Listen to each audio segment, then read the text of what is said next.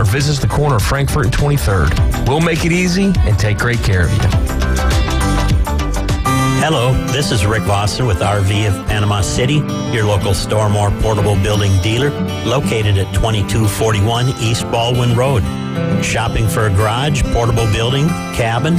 We build them anywhere from 8 to 16 foot wide, 10 feet to 60 feet long. We can do insulation, electricity, transom dormers, thermal windows. Come, let's customize a building together. Rick Vossen, Stormore Portable Building Dealer, Panama City. Hey there, employers. Are you in need of reliable and skilled workers to fill your staffing gap? Look no further than Labor Finders, your go-to full-service staffing solution. At Labor Finders, we offer a wide range of skilled, unskilled, and administrative personnel for all your employment needs. Whether it's short-term projects or long-term placements, we've got you covered. Our diverse pool of talent is ready to tackle any job. And guess what? We're always on the lookout for new talent to join our team. Partner with Labor Finders today and experience the difference. Visit our website or contact us now to find your perfect match.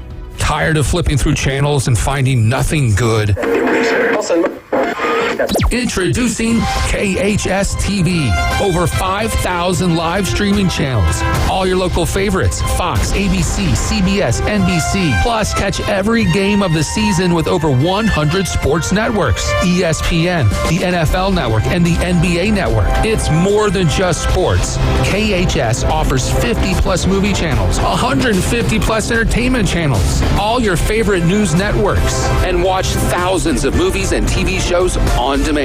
All for just $40 a month with a one-time $2 billing fee. And you can watch up to 5 devices at the same time. Perfect for sharing with family and friends. Cut the cord, not the fun. To score KHS TV, go to ESPNPC.com and click on the TV logo. That's ESPNPC.com and click the TV logo.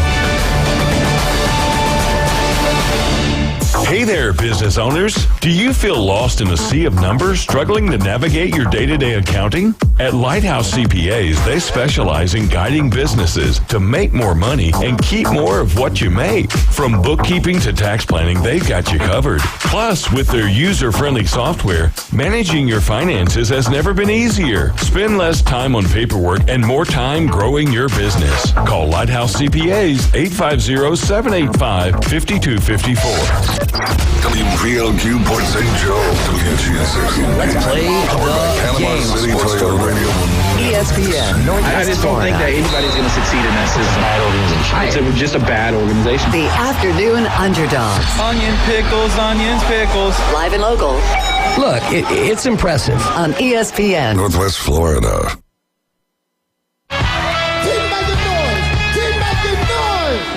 What's going on, Northwest Florida? You guys are now in the doghouse riding along with the Afternoon Underdogs. Tuned in to ESPN Northwest Florida, 104.3 right here in Panama City and 101.9 in Port St. Joe. I'm David Hayes along with AG. That's Adam Goff, or as some of you might know him as Fano. And we've got Caveman Rick in the building with us. 850-215-6290 is the number to call or text. Hopefully you guys are having a wonderful day. Beautiful weather out there, ain't it? It's phenomenal, absolutely. Yeah, nice little. I wouldn't call it a cool snap because it's not a cold snap. For us, it's cooler. It is, yeah. I think this happens to me every single year. I'm like, man, we complain about that heat. And rightfully so. It gets hot and humid around here during the summer, but it takes a while to settle in. The heat does, like maybe middle of May or so. Yeah, and if you guys thought we were talking sports today, you're absolutely wrong. This is Joe Cantori and the Weatherettes. Jim Cantori. Jim Cantori. Or Joe. No, we're Joe brother. Because Jim is Jim. Okay, there you go. Gotcha. No, I mean, it's we get guests that can, will say, well, we wish the weather was better and this and that. And it's like, well, I can't really control the weather. I'm sorry, but hey, it's a nice day. You're on the beach. Enjoy it. There you go, man. Caveman Rick, you doing all right today? Yeah, feeling pretty good. Weather's nice, like you guys said. Nice little chill this morning. Let the dogs out. And was like, dang, I didn't think it was going to be this cool out, but ended up being a nice day. Yeah, we don't have any scheduled guests today. We're going to dive in some Major League Baseball. We'll get into the NFL draft. I've got some best fits, worst fits to look at. We'll see if we actually end up doing that. If you guys have any topics or anything you'd like to talk about, you can text those over to us at 850-215-6290, or you can comment along with us on Facebook. And I think AG, you'll be monitoring the comments that come through on YouTube, huh? Yeah, I got YouTube. Jimmy's already watching. He's our number one fan, I think. So Jimmy, he's already tuned in, ready to go. And you guys were over there in Las Vegas over the weekend, huh? Yeah, flew out Friday and then flew back in on Monday. So pretty quick turnaround, but I think 2 days it was a packed 2 days. So a lot jam-packed. No, just saying cool, like a good, it was packed. Yeah, it was What awesome. was your favorite casino? Caesars by far. Caesars by far. We stayed at the Alara, which is connected to Planet Hollywood Casino, which was nice. It was cool. But just walking into Caesars, like, I mean, granted, my immediate thought was The Hangover, right? Yeah, right. Right, like do you have payphone here? But just everything in there was immaculate. It was beautiful. It was very well lit, right? Which you go into some casinos and it's kind of dark.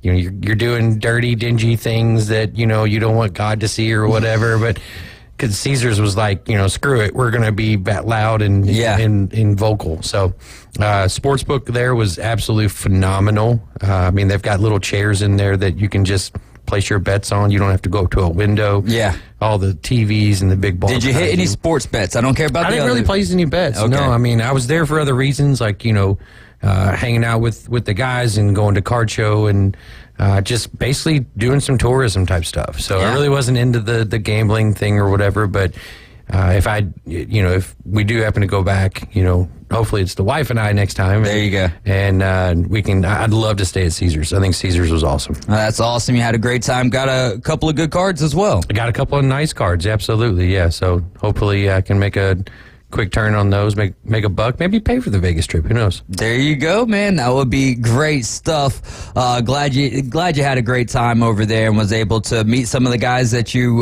podcast with and do some other things on Whatnot with. Yeah, absolutely. Yeah, great stuff there. Let's see. So in NBA, NHL playoffs, we'll be doing that at 5:20. I was going to try to get Andrew Weiss on with us and talk a little bit more about the NHL playoffs, but we'll save that for another day. How are you feeling about your Boston Celtics here in the first round against the Miami Heat? First round, I'm not worried about them. Yeah. It's the Heat. Jimmy Butler's banged up. The third up. round is where the worry starts to set in. Honestly, it's the finals. I don't think they're going to have an issue until they get to the finals because, again, it's going to be Denver, I think, or Oklahoma City. And the NBA finals, not the conference finals. It's the finals. Yeah, gotcha. Yeah. I think Denver and Oklahoma City pose the biggest threat to them. And then it all hinges on what I've said for 3 years now that you all have berated me for is, can Jason Tatum be the superstar that everybody keeps saying he is? And if he steps up to the, steps up and enjoys that big moment and thrives in it, and they win another, NBA championship, then I think he's earned that moniker at that point. Chef Ross says he got lost in the Underground Mall at Caesars. Did you check out the Underground Mall over there? No, didn't really have a whole lot of time. We got to Caesars late Sunday night. My flight flew out, I think, at like noon on Monday. But like I said, there's just so much going on, a lot of walking. So didn't get a chance to check out the Underground Mall. By the time we got to Caesars, the first part of the mall, I guess, which is, above ground, they had already closed it at like 9 o'clock. So that was disappointing. But wow. I bet it was weird being over there and everything being open beyond 11 o'clock, huh? It is, but it isn't, right? Yeah. I mean, they're like the pools at the hotels and stuff, they close at like 6. 6 p.m.? Yeah, I guess that's when all the crazy activity starts. It's like, all right. So they staff it with, lifeguards until about 6 p.m. and then they close them down. Yeah, 6 p.m. You've had your opportunity to get wet. Now it's your time to get wild. Right? I mean, would you want somebody going to a hotel and spending the entire night at a pool that's free, or would you rather have them out going and doing and spending money elsewhere? And I'm the person who's making money off of this, right? That's the perspective Right, I'm picking right. If from. you own the Get whole- out that pool. Right. Get out that Go pool. to my casino. There you go. Reggie Bush getting his Heisman back. The Heisman Trust decision coming after Bush forfeited his Heisman back in 2010. And that came along with some other significant sanctions for USC, which all boils down to Bush receiving improper benefits during his career at USC over there from 2003 to 2005. As part of the decision, the Heisman Trust is returning the Heisman Trophy to Bush and also the replica to USC. Bush is going to be invited to all future Heisman Trophy ceremonies beginning in the 2024 season. The decision to reinstate the Heisman Trophy was based on a deliberative process by the Heisman Trust to monitor a sea change in college athletics in recent years. The trust cited fundamental changes in college athletics in which rules that have allowed student athlete compensation to become an accepted practice and appears here to stay. Now, I've been on the record multiple times saying I think, Reggie Bush should get his Heisman back. And he finally gets it back. And it's almost, to some extent, melodramatic. I feel like as soon as they announced that, then Amon-Ra St. Brown right on the heels of that, gets named as the highest paid wide receiver in the NFL, and it kind of just overshadowed that to some extent. Well, think about the timing, though, right? Yeah. So you've got the NBA playoffs going, you've got the NHL playoffs going, you've got the NFL draft coming up. Yep. Baseball is in full gear. College football is a ways away. Transfer portal's kind of going wild right now. So you too. have all these other headlines going. Hey, let's sneak this in here. We won't be front page for a long while, but we will be there for a little bit. Let's do it then. I mean, it makes sense, and then that way there's, we have 4 months now before that we can chew on this before the season starts. Right. So it makes sense to me. 4 months for commercials to be thought of for like Nissan Heisman House, because they'll probably go crazy with that now. Reggie Bush. I was about to say, with the Heisman House, you got to have some Eminem back, like Guess Who's Back. You know what I'm saying? And have having Reggie Bush, big noon kickoff for Fox. You know that they're going to be doing some stuff on for Reggie Bush, and then we'll probably see him on Fox NFL Sunday as well. He might have the trophy right there on the desk. Yeah. I mean, wouldn't that be just ideal? I think so. I'm happy for him. Absolutely, in this situation. It is one of those ones where the whole thing with NIL, right, is to be able to profit off of your name, image, and likeness, and it's not supposed to be pay for play. And if you're getting a house to play football, you are technically getting paid at that point. But then there's the flip side. This is kind of the battle within my own mind, thinking about all these things. And so he gets a house, but he's helping his parents get a house. But the thing is, you can't be specific about things, right? Like, let's keep this in broader terms. Okay. They're no longer they're no longer amateurs. But we're talking about Reggie Bush when Reggie I understand, but I'm talking as a whole. Right. Like, I don't care if it was a house, I don't care if it was a car, I don't care if it was a bag of cash. It's all going down. It's all been going down for 3 decades, if not more. 100%. Right? So they're no longer considered amateurs. They are professionals that just go to school sometimes. Well, where are we saying that consideration is coming from? Because technically they're still, as far as I'm concerned, as far as you're concerned, right? I would say I think I'm in a majority. You are. That they are no longer amateurs now that they're getting paid. So you can say it's not pay to play all you want, but it is. So they're no longer amateurs. They are professionals. No, it is pay to play now because these guys are making money. There's no name, image, or likeness. But what he's saying, though, is that it's you can't consider it pay to play, even though it is. Right? I don't know if I think that's what you just said. Well, no, I was saying that for Reggie Bush, that was pay to play, 100%. like getting a house. Yeah, but and what they're calling NIL is it is pay to play.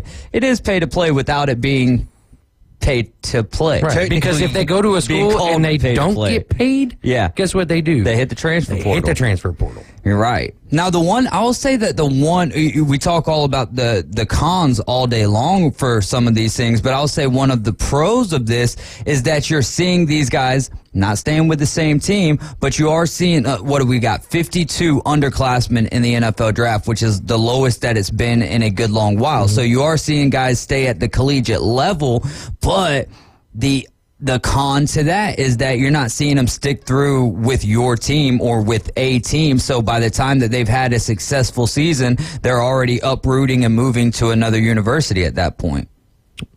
Yeah, 100%. It's a complete change of the game, right? That's the reason that, when people talk about their recruiting class coming out of high school, I kind of laugh at it now. I'm like, okay, you have the number one class. What does that mean next year when half of them are gone to another school and playing immediately, right? It's not like they're sitting out a year anymore. They're going and they're playing immediately. So I really don't. I could care less about these high school kids coming and go to college. I'm happy for them. Don't get me wrong. It's not any abject kind of like diss toward them, but it's.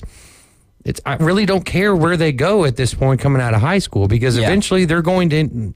Stats say that they're going to end up leaving wherever it is they signed with. And it's hard to get excited for a guy with that mentality, right? Like, meaning you can get excited. Well, if you got a 4-star coming in, or let's say a 5-star, more coveted, a 5-star coming in, and I mean, it's just getting to the point where, all right, maybe we'll see him for a year. And then you come for the 5-stars who go through the Alabama program, right? Just because you're a 5-star, you're probably not hitting the field as a freshman anyway. So until you're on the field on a regular basis, there's really no point in wasting the effort to try to learn about these guys, right? Because they just turn around like a 4-star lineman. I believe it's James Brockmeyer. Transferring out Alabama now. He transferring out of Alabama now. He was a guy who was highly touted and really didn't get a lot of time on the field outside of special teams, which is he's a big fella to be playing special teams. But yeah, it's. I'd rather have my coach like Jeff Brom at Louisville. I'd rather have him be a top 10 class in the transfer portal than I would be him a top 10 or even top 5 in high school recruiting class. Ooh.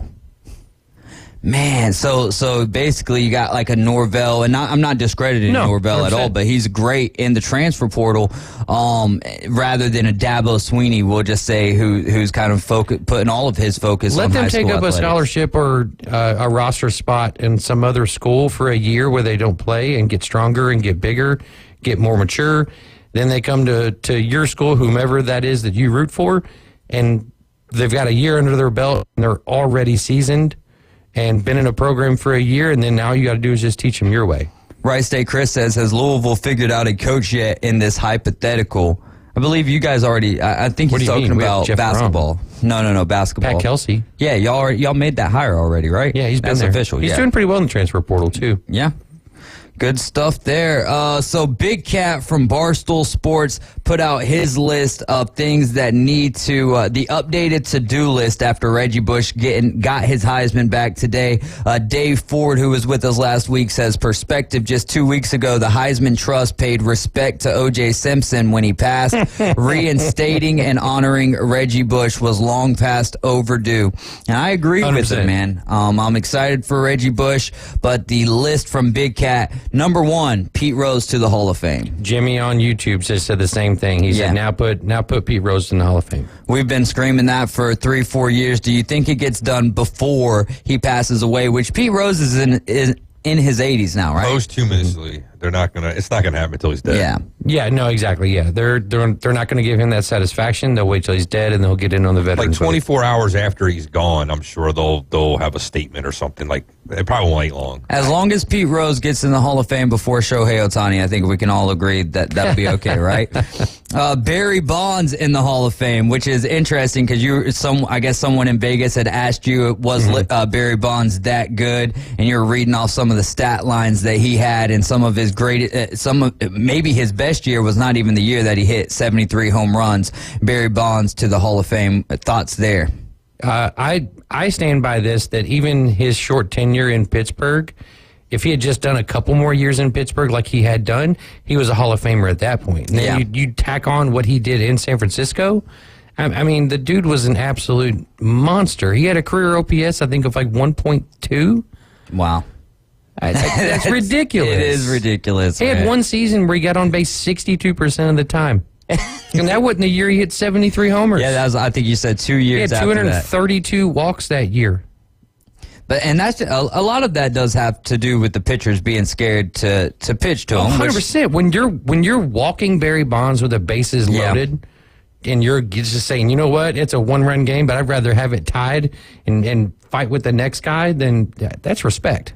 So when do we think Barry Bonds gets into the Hall of Fame, or will he be blackballed forever? If he does, I think it's going to be a while, because I think a lot of these older heads that are still keeping him out are going to have to be gone, and then I think the younger crowd might get him in, but it'll probably be another 25 years, I'd say, 20, 25 years. It might be another thing where he's dead too, honestly. I mean, well, he could be dead in another 20, 25 years. Well, right, but I'm just saying, like, there's either one of two things, and both. I mean, I'm sorry to get all morbid here, but they both deal with death. It's when these old time voters perish and move on, and they bring in new voters. Then it could happen, and then if he passes away, and whether those old voters are still there or not, I think you can't tell. Like I said in my original call-in on here, 3 years ago, you can't tell the story of baseball without Barry Bonds. Yeah. You simply cannot. There's no way that you can sit here and go through the 80s. Technically, you can't without Pete Rose either. With him being that was my original call to the station, right? That's what got me on the radio on Fan Cave Friday, was talking about Barry Bonds. But you'd sit here and tell me that you can watch 80s and 90s baseball and not talk about, and even 2000s, because he played 20 seasons. You can't tell me that Barry Bonds wasn't a focal point in 16 of those 20? Come on. Yeah, there you go. Chef Ross says Shoeless Joe was still isn't in the Hall, and he was not a part of the Black Sox scam. Dave saying Bonds' combative relationship with the media sealed his fate with the Hall of Fame voters, not his use of PEDs. Oh, that's a take there. Do you agree with that? Again, if those media pass away. Yeah, I mean, like, yeah. He considered himself above, a lot of other people, sitting in his recliner, his lazy boy sitting there in the dugout or in the clubhouse. I mean, so he rubbed a lot of people, like even his own teammates, the wrong way.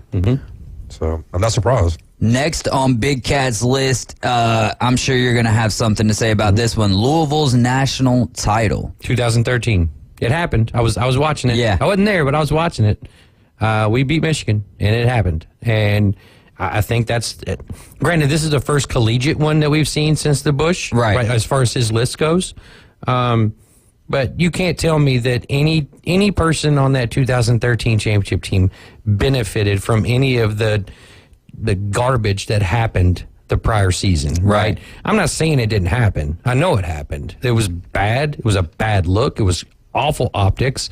But no one benefited from anything. The recruits that were there during this whole scandal never went to Louisville. It just didn't happen. So, I mean, Luke Hancock, the most outstanding player, there's a banner hanging in the Yum Center right now that says Luke Hancock, 2013 most outstanding player. He had to go to get a lawyer to get that done. Morgan, the accident lawyers. Okay. He got them. They got him his banner back. He got his trophy back, and he's recognized as the 2013 most outstanding player. But yeah, Louisville can't hang a banner. Most outstanding player. Hang the banner. Let it fly. I mean, why not? Right at that point. Well, I mean, if USC had to give up a replica of the Heisman Trophy back to the Heisman Trust. Real quick on YouTube, Jeffrey Foster says, just add a steroids room in the Hall of Fame, and I'm fine with that. Add cool a steroids wing. When baseball, that'd be a big old wing, wouldn't it? It would be, but you know what? That's why it would be a wing rather than a room, right? So, but I mean, I've said it for years now. Major League Baseball needed McGuire and Sosa and Bonds after the strike, right? They had to have them. They turned the other cheek. Yeah, they paid no mind to anything that anybody was doing, and they said, "Go put up arcade numbers. Let's draw the fans back," and it worked. And then once the fans come back, we're going to bam you guys and let them know that we follow the rules around this way. 100%. Oh, man, yeah, I hate that. And if you're going to have if you have to add something to the Hall of Fame that would be considered a wing at that point, just let the guys in. Like, you know, because I'm sure that there was other things that people were doing before their time. If you want to put it on their little plaque, accused of steroids or admitted taking steroids, fine, whatever. If you want to tarnish, quote unquote tarnish in the their Mitchell plaque, report, there you go. Yeah, if you want to quote unquote tarnish their little plaque or whatever, then so be it. But you have to have that there. You have to have them in there. There you go. There you go. So on the list, the next one is stop mentioning the Bears could have had Mahomes, because Big Cat is a Chicago Bears fan. He's got two more. We'll discuss those when we return. This is the Afternoon Underdogs. You're listening to ESPN Northwest Florida. Call or text is 850-215-6290. ESPN Northwest Florida presents Wrestling Against Cancer, number 9. Saturday, April 27th at Bay Haven Charter Academy. In the main event, it's a tag team showdown with Exodus versus Mike Steele and Mr. 850. Then, Callie Mann and Kelly Clark in the Wrestling Against Cancer Championship bout. Plus, exciting women's wrestling. Doors open at 5:30. Bell time 6:30. For information, ESPNPC.com. This is Joanna with ESPN Northwest Florida. Here is your weather forecast on this Wednesday afternoon. The rest of the day, sunshine and 73 with a gentle breeze around 11 miles per hour coming out of the west-southwest. For tonight, clear skies and a low near 66. Tomorrow, a wind 3 to 7 miles per hour, sunny and a high around 80. For Friday, slight fog in the morning, but otherwise mostly sunshine and a high of 80. This weather forecast is brought to you by Ellis Agency Insurance. Thank you for tuning into ESPN Northwest Florida. Rely on it. The road is yours, so let your spring adventures begin and discover the new Kia at Bill Bird Kia. Stop by today and check out our 2024 SUV family and take a test drive. See all the new features that elevate any adventure. Now offering 4.75% APR for up to 48 months on the purchase of a new 2024 Kia Sorento EX. You'll get that rugged good look with luxury and the perfect balance of comfort, safety, and technology. Bill Bird Kia, the home of the 20-year, 200,000-mile warranty. Stop by anytime and see us at 2435 East 15th Street or anytime at BillBirdKiaPanamaCity.com. We'll give you the peace of mind that you can trust. Offer from Kia Finance America for the purchase of a new 2024 Kia Sorento EX with $22.94 per month per 1,000 finance in 48 months. Quality is limited. No down payment required. Cannot be combined with other finance offers. The 20-year, 200,000-mile warranty is the Bill Bird Kia warranty. See dealer for complete details. Offer for well-qualified buyers. Must take delivery from dealer stock through 4/30/24. The Atlanta Braves are back with a loaded roster of young talent and some new faces in the A. It's going to be another wild season. 1-1 launched deep down the left field line. This might get out of here. Say goodbye to that one. Tonight, don't miss a minute of Atlanta Braves baseball as the Braves take on division rivals, the Miami Marlins, live from Truist Park. Coverage starts at 6 right after the Afternoon Underdogs. First pitch, 6:20. Your home for the Braves, ESPN Northwest Florida. The next evolution in sports talk radio. It's the Afternoon Underdogs. 5, 4, 3, 2, 1. Make it so. 104.3 ESPN Northwest Florida. And you are back in the doghouse riding along with the Afternoon Underdogs. This is ESPN Northwest Florida 104.3 here in Panama City, 101.9 in Port St. Joe. Before we wrap up the final points, or the final 7 items. 7 items. Thank you for that. We are going to dive into our local, though. I do want to remind you guys about Wrestling Against Cancer 9. That's going to be this Saturday, Bay Haven Charter Academy. Tickets are $12. Kids 6 through 17 get in for $8. 5 and under are free with a paid adult. Doors open at 5:30, bell time 6:30, and all proceeds go to Jaden's medical expenses. Also scheduled to appear will be former WCW wrestler and WWE referee Scott Armstrong. For Wrestling Against Cancer 9, you will have an opportunity to win 2 tickets tomorrow morning on the Coach James Hale Show at 8:15, and then one more opportunity on Friday right here with the Afternoon Underdogs at 5:40, as Siri was just listening to everything that I was saying there. Yeah, there we go. Maybe we'll get Siri a couple of tickets to Wrestling Against Cancer 9. Are we going to have any guests on Friday before Saturday show? Yeah, we're going to have some Wrestling Against Cancer guys on. Right on. I don't know who they're going to be. We'll find out Friday Maybe when some of they the come gals in. too, That's perhaps? a big tease right there. We're going to have some wrestlers in the building with us. I never know who Jack's bringing in until Jack brings them in. Right on. So we'll find out then. Until then, that's all that I know. Right State Chris says the amphetamines wing of the Baseball Hall of Fame would be much bigger than the steroid ring. What steroid wing? What do they call it? Greenies. Yeah, greenies. They just throw a bowl, I heard, like in the middle of the table, like out in the clubhouse. There just you a go. Hodgepodge. Just dig your hand in there like it was Halloween, right? Now they got his own sports radio show out there, Greenies, every day right here on ESPN Northwest Florida. Now that's Mike Greenberg and the Greenie Show. High school softball from yesterday. South Walton beat Choctaw 9-3. Bay took down Poplar Springs 12-1. Liberty over Lincoln 10-1. Arnold beat Chipley 14-0. Mariana took down Weewa via a shutout 3-0. Baker beat Walton 7-6. Holmes shutting out Freeport 8-0. Paxton takes down Vernon 8-7. Bluntstown over Leon 18-7. Port St. Joe beats Alta 12-3. Wakulla Christian takes down Cottondale 8-5, and Wakulla over Franklin 8-0. In baseball, it was Lincoln beating Mosley by 3 runs, 8-5. Bozeman continuing on with their successful season, 19-4. Mariana beating Sneed 7-1. Niceville by 10 over Navarre, 12-2. Port St. Joe beating Holmes County 3-2. Weewa beats Poplar Springs by 5 runs. Godby over Cottondale 7-6. And in JUCO baseball, Gulf Coast loses to Pensacola by 3 runs, 11-8. But in softball, Gulf Coast gets the better of Chipola 6-4. We do have some games tonight, and in baseball, Chipley's going to be hosting North Bay Haven. Chipley with a record of 12-8. North Bay Haven 6-17. First pitch tonight at 6 p.m. Alta is traveling to 16-7 Mariana. That game will start tonight at 6 p.m. Bay is 10-11. They travel to 8-14 Rutherford. The Rams will host that game tonight at 6 p.m. And then Walton is 10-11. They're hosting 17-5 West Florida, also at 6 p.m. And then the big one, y'all.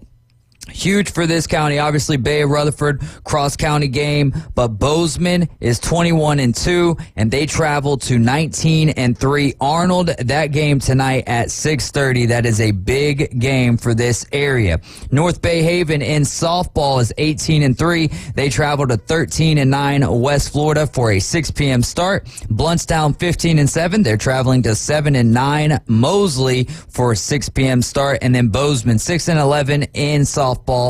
They are hosting 1-15 the Rutherford Rams tonight at 6 p.m. So a lot of great games going on this evening. Go out there and support our young local athletes. All right, let's get back to Big Cat's list here before we dive into some other things going on in Major League Baseball. Number 6, I think we can all agree on Big Cat's updated to-do list after Reggie Bush got his Heisman back. Make the day after Super Bowl a national holiday.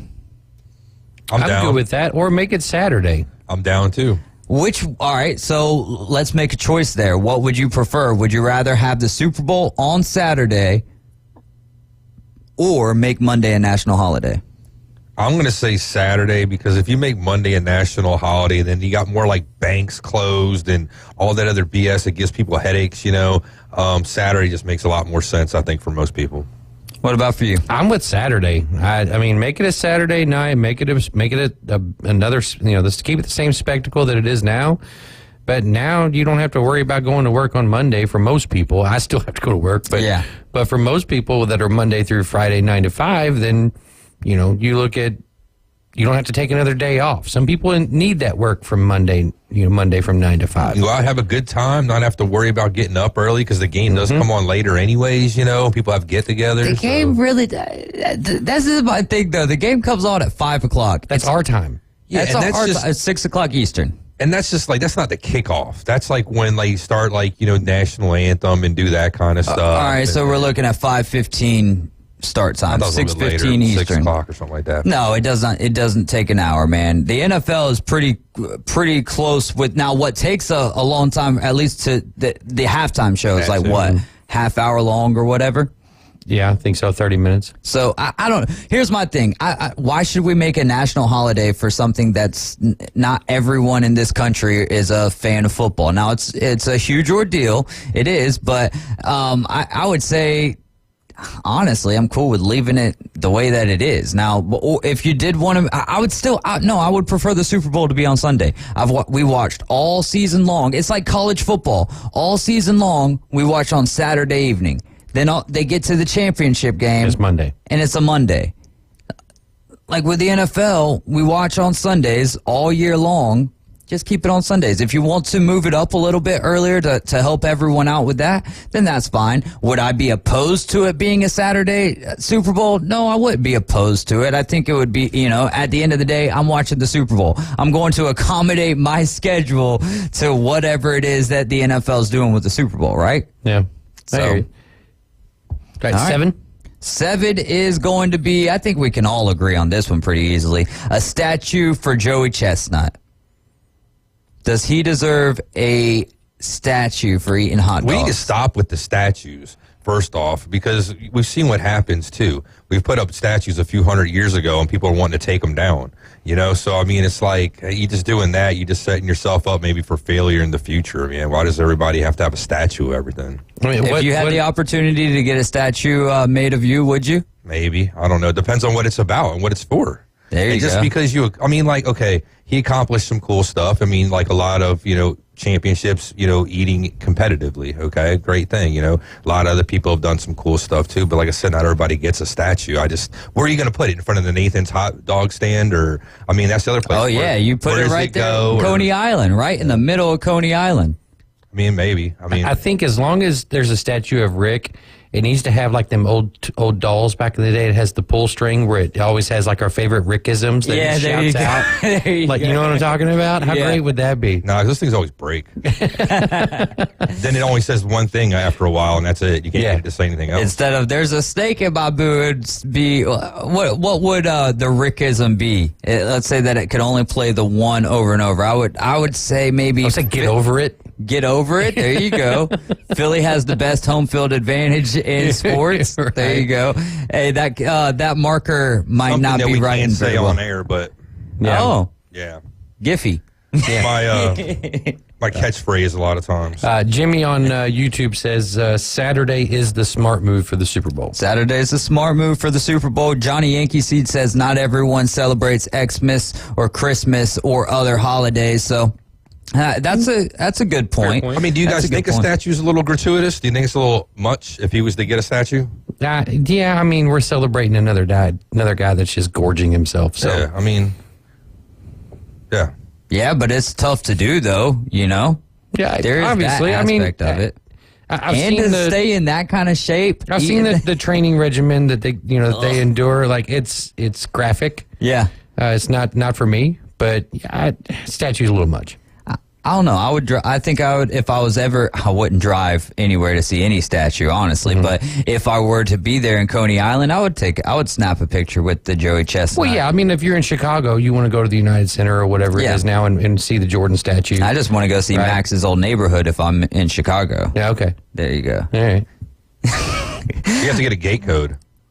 To go see his old neighborhood here, more than likely. Did y'all hear any, on the Dan Patrick show today, they were playing a few clips of Tyrese Halliburton and his voice changing? Mm-hmm, I didn't hear it. Okay, well, so he starts off, he says that his voice just kind of automatically does that, and he starts off with kind of a little bit of a deeper voice, and then it kind of starts getting a little higher, and it sounded to me, Max isn't even listening right now, so no one is going to know what I'm talking about, but if you know Max's brother, he's got kind of a higher pitched voice, so it to me it sounded like Max talking and then his brother talking. It's like they were just having two different people. Yeah, like having a conversation. He does, man, because at first Dan Patrick was like, what is this? And then they played him another clip of him on the McAfee show, and they started diving into the voice of Tyrese Halliburton.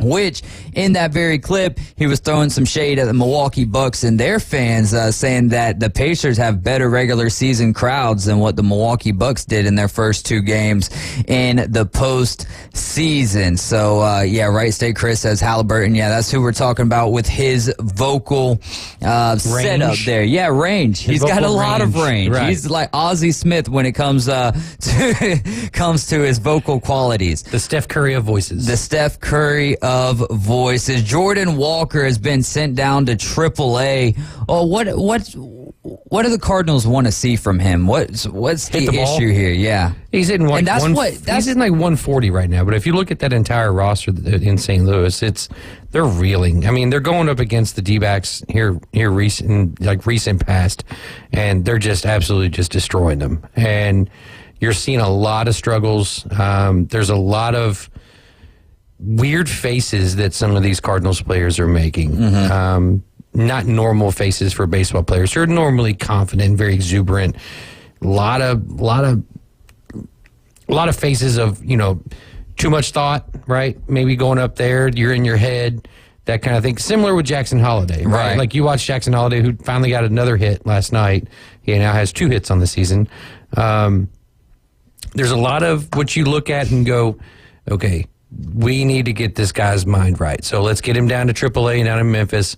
Let's get him, back right, get him some confidence, and then bring him back up. Hopefully, by the time he comes back, St. Louis, at least for them, not for me, but hopefully by the time he comes back, St. Louis is still within striking distance of the division. So yeah, he's batting 155, no home runs, 4 RBIs, and OPS of 497 in 20 games this year. And this was essentially the same start last year, right? He was supposed to have not a breakout season, a great rookie season, and then I think they sent him down rather early last year as well, because I remember drafting him. I think it was Max that kind of put me on to him, saying, watch out for him. He's going to have a great bat. Glove's not the best, but at the end of the day, what keeps you in the bigs these days? Well, he's out of position in right field, right? He came up as a third baseman. Of course, he's not going anywhere with Arenado there on the hot corner, unless, Arenado happens to go down or whatever. But, he came back after he was sent back down last year, and he came back up. He had a really, really good end to his season. I think he finished the season at like 270, 268, something like that, 15 home runs, somewhere along those lines. So ended up having a really, really good rookie season. So they were kind of expecting him to take that next step and progress, and they just haven't seen it in St. Louis for right now, for whatever reason. I don't know what that is, but, he's not the only one struggling. Nolan Gorman is struggling really, really badly right now. I believe they just sent him down as well. So Lars Nootbaar can't seemingly stay healthy. They're relying on young guys like Victor Scott, who started off like gangbusters, and he's cooled off. Same thing with Mason Wynn. So there's a lot of turmoil going on in St. Louis. And I wouldn't be shocked to see them make some changes in their management as well. It is Wednesday. We do got a little bit of day baseball going on, and the Cardinals beat the Diamondbacks today 5-1. Of course, it should have went like that after the Diamondbacks beat them, 15-1 or so last night. Jordan Montgomery had a great start as well. He ends up getting the loss, but he was up for a while. They were up 1-0. And he was, at the point in time that I looked, he had went 6.1 innings pitched without giving up very many hits at all. Finishes his stat line with 7 innings pitched, 6 hits, 3 runs, 2 earned runs, 1 walk, and 4 strikeouts. Hopefully he settles into the groove, though. The Diamondbacks are going to need that out west. St. Louis Cardinals, though, kind of inconsistent. Like you said, it's kind of hard to get a grasp on them. The Baltimore Orioles, also another team that they've got all of the talent in the world. They've got all of the hype in the world. They're having a good record, but not seeing what they wanted to see out of Jackson Holiday for to this point, right? I think he might have gotten his batting average up to 0.5, or not to 0.5, to 0.05 at this point, because the article that I'm looking at here was from 2 days ago where he was at 0.3, but he's got 1 hit since then. They also brought up Heston Kjerstad, And, right fielder. Yeah, and I mean, he was crushing it over there at Norfolk, and he's 0 for 4 to this point in his very small sample size. Right. Which guy do you believe ends up who? Between the two? Yeah, just between these two. Do you think Kerstad will stay on the roster for the who stays longer? This stint right here. I don't think either one of them gets sent down. Oh, you don't think they'll get sent down? No, I don't. I don't think you can take Jackson Holiday and send him back down until he starts getting a few hits, and then maybe you send him back down just to get him some extra work and get some extra playing time. Because he's not playing every day right now. The kid's way too talented. He's 20 years old. His pedigree is there. His swing is there. I don't know if you've watched him yet. He's got a beautiful swing. Just absolutely beautiful. Not finding the ball. He's got some pop. He's just got to figure out a way to get out of his own head. I think that's his problem right now. But, with a lot of baseball players, once they get that momentum going, it just clicks, right? Yeah. And that's what they're hoping for with that moment. I think they did him a huge disservice bringing him up on the road at Boston for their home opener in that series. Like I felt like that was doing him a disservice, putting him in that kind of predicament. Bring him back to Camden. Bring him up when you're back to Camden, and let the home fans cheer him on and prop him up. That's a good point. And I do like the take, and I'm right there with you on giving him some time. Don't just rush, you kind of, you didn't rush him up because you could have started him out with the big league club at the beginning of the season, but you decided to send him down there to Norfolk, and then you bring him up, and like you mentioned there, on the road at Boston. But I think you let him work through these struggles. It's not the end of the world by any stretch of the imagination. The one thing I would like to see, and I think a lot of baseball fans, specifically sports card collectors of Jackson Holiday, would like to see the K rate kind of drop down a little bit for him, because he's been striking out a good amount. But hey, there's plenty of time to fix all of that. He's a young gun, and the Baltimore Orioles, they are filled with young guns right now. You guys are riding along with the Afternoon Underdogs. This is ESPN Northwest Florida. We're going to have a quick timeout, and when we get back, we're going to keep it rolling with some more baseball topics.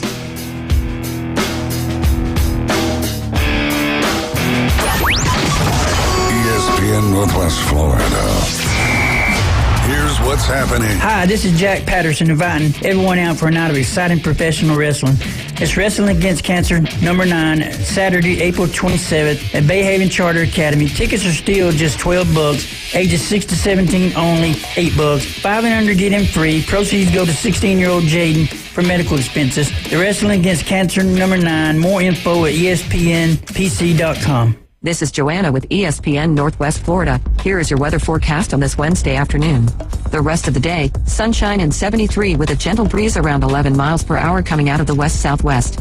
For tonight, clear skies and a low near 66. Tomorrow, a wind 3 to 7 miles per hour, sunny and a high around 80. For Friday, slight fog in the morning, but otherwise mostly sunshine and a high of 80. This weather forecast is brought to you by Ellis Agency Insurance. Thank you for tuning into ESPN Northwest Florida. Rely on it. With over 65 years of combined experience, Instant Replay Sports Cards is happy to help you take your collection to the next level. They carry all the new hobby boxes, signed memorabilia, and supplies. New and vintage cards and Pokemon. They sell and trade cards and are always looking to buy. They're an authorized source for Topps, Panini, Upper Deck, and Leaf cards.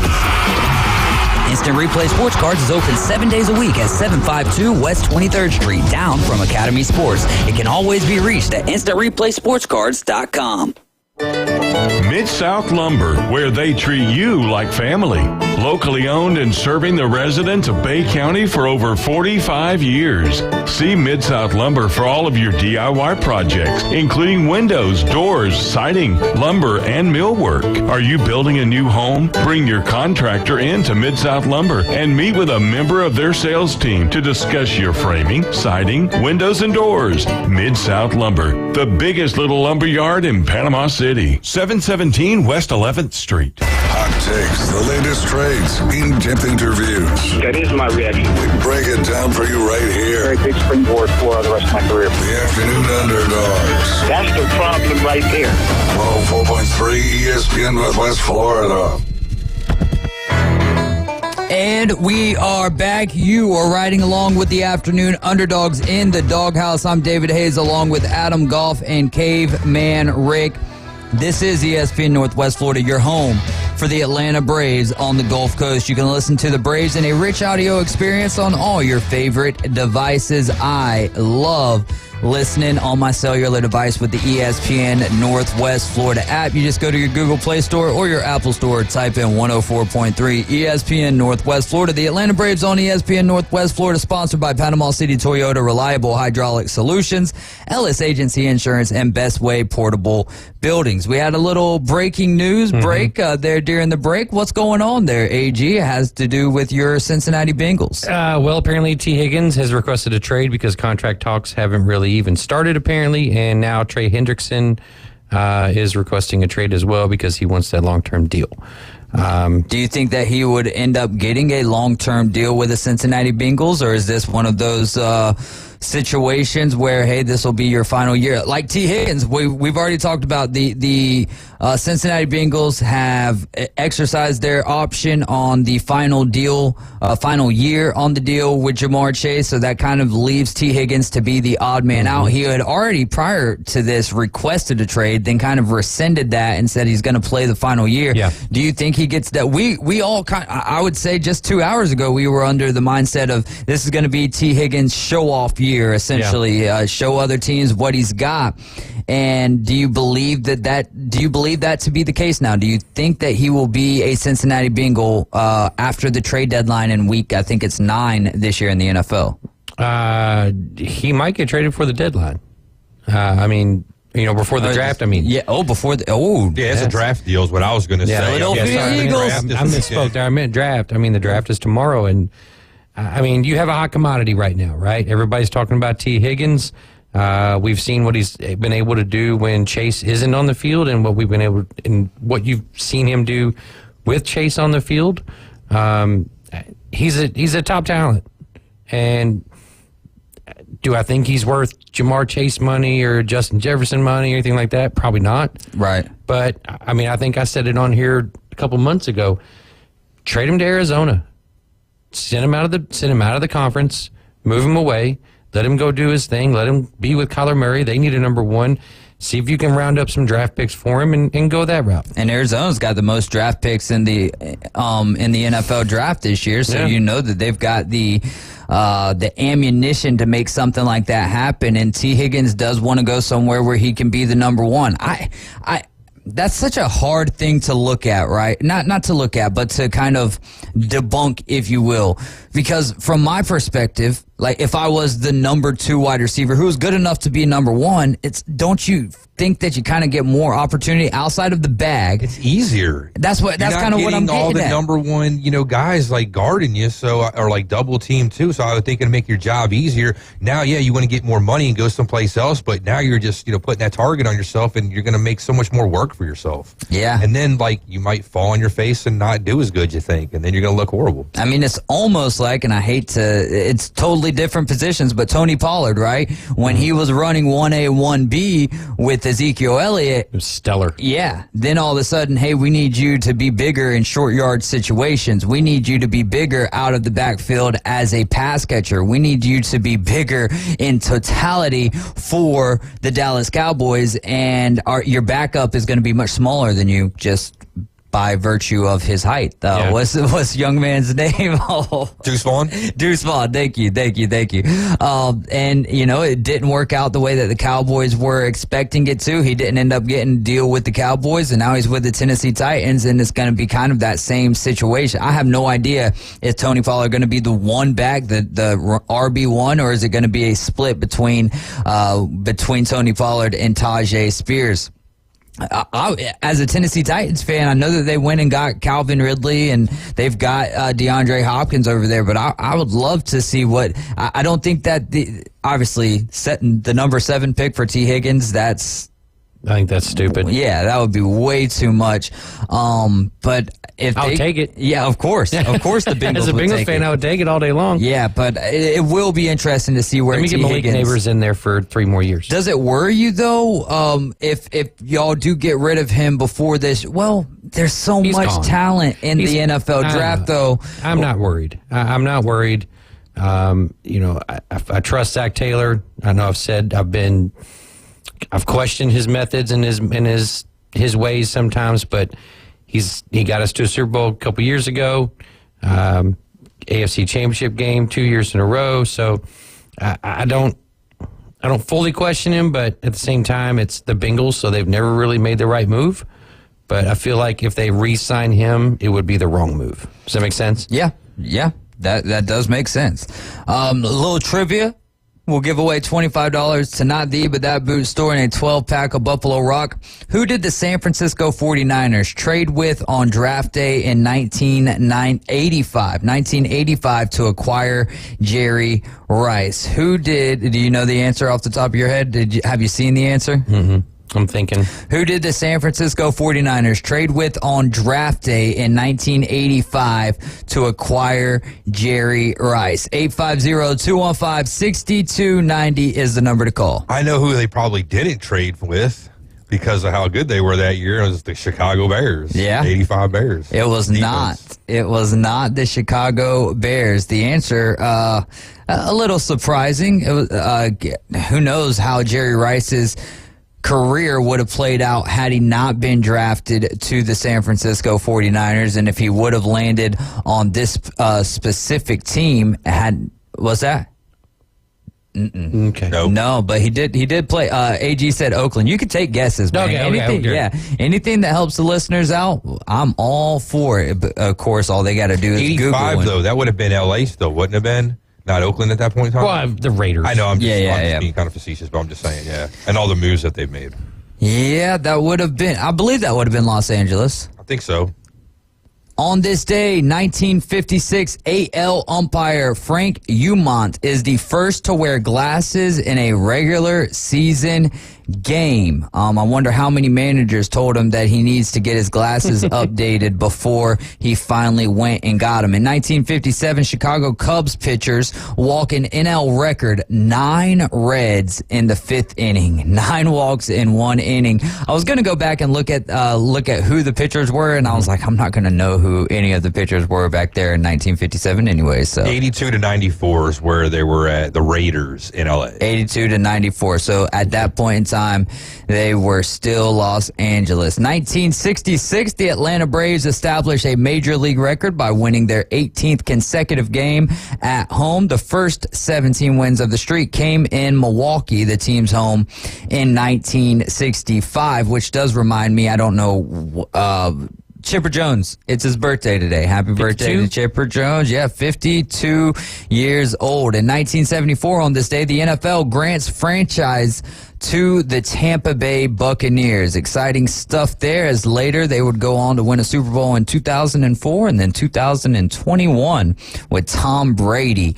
1978, Angels' Nolan Ryan strikes out 15 Mariners, 20th time that he has 15 in a game, and still we're talking about a guy who struck out a ton of players, led the league in strikeouts countless amount of times, and never won a Cy Young in his career. Can we get that on the updated to-do list? Like, just give him an honorary Cy Young for one of those Cy years. Young doesn't have a Cy Young trophy, so there you go. That's fair, but it had to start somewhere, I know, though, right? 2004 NFL draft. Ole Miss quarterback Eli Manning, first pick by the San Diego Chargers. How'd that play out?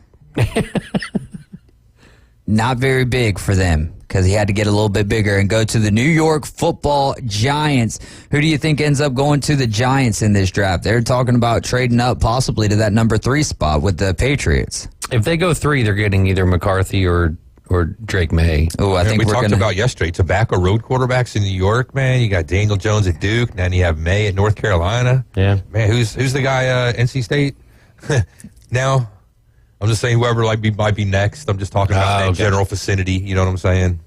I'm trying to think of who the quarterback. It was Leary, but he went to UK last year. Yeah, I think they had the Virginia quarterback, Brennan Armstrong. Mm-hmm. That's what's so ridiculous about the trade. I mean, it's a great thing, but it is one of those things where you can't just think back to who the quarterback was last year. You got to think about where they were playing the 2 years prior to that. In 2011, the Braves complete their first sweep of the Giants in San Francisco since 1998 with a 9-6 win in 10 innings. Nate McLouth delivers a 2-run single off Brian Wilson, the beard. Great beard. Yeah, no doubt. To put Atlanta in front, the Braves beat both Tim Lincecum and Madison Bumgarner in the series. Man, dude, that's crazy to think that. Tim Lincecum was the GOAT. Dude. 5'7" and could just bring it. He pitched so much bigger than 5'7" too, didn't he? He looked like a little kid, man, when he was out there. Oh, he was so good. Had the lettuce flowing. Like the way he was throwing the ball and everything, it just was like, man, there's like a 13 or 14-year-old kid out there slinging it. And he was slinging it. Chef Ross saying happy birthday, Larry. 2012, speaking of, Chipper Jones homers on his 40th birthday to help the Braves beat the Dodgers 4-3. He is the 5th player in Major League history to do so, joining Bob Thurman, Joe Morgan, Wade Boggs, and Tony Phillips. And then is that only on the birthday or 40th birthday? I would imagine that it would have to be the 40th birthday, right? Because I would think that more than 5 players have homered on their birthday. Amon-Ra St. Brown, 4 years, $120 million, 77 million of that guaranteed. Penei Sewell, 4 years, $112 million. So for the wide receiver, that is the most guaranteed money for a wide receiver in a single contract in NFL history. And then for Sewell's contract, $85 million of that guaranteed. The most for an offensive lineman, according to ESPN Stats and Info. The $28 million AAV in his contract is also the largest for an offensive lineman.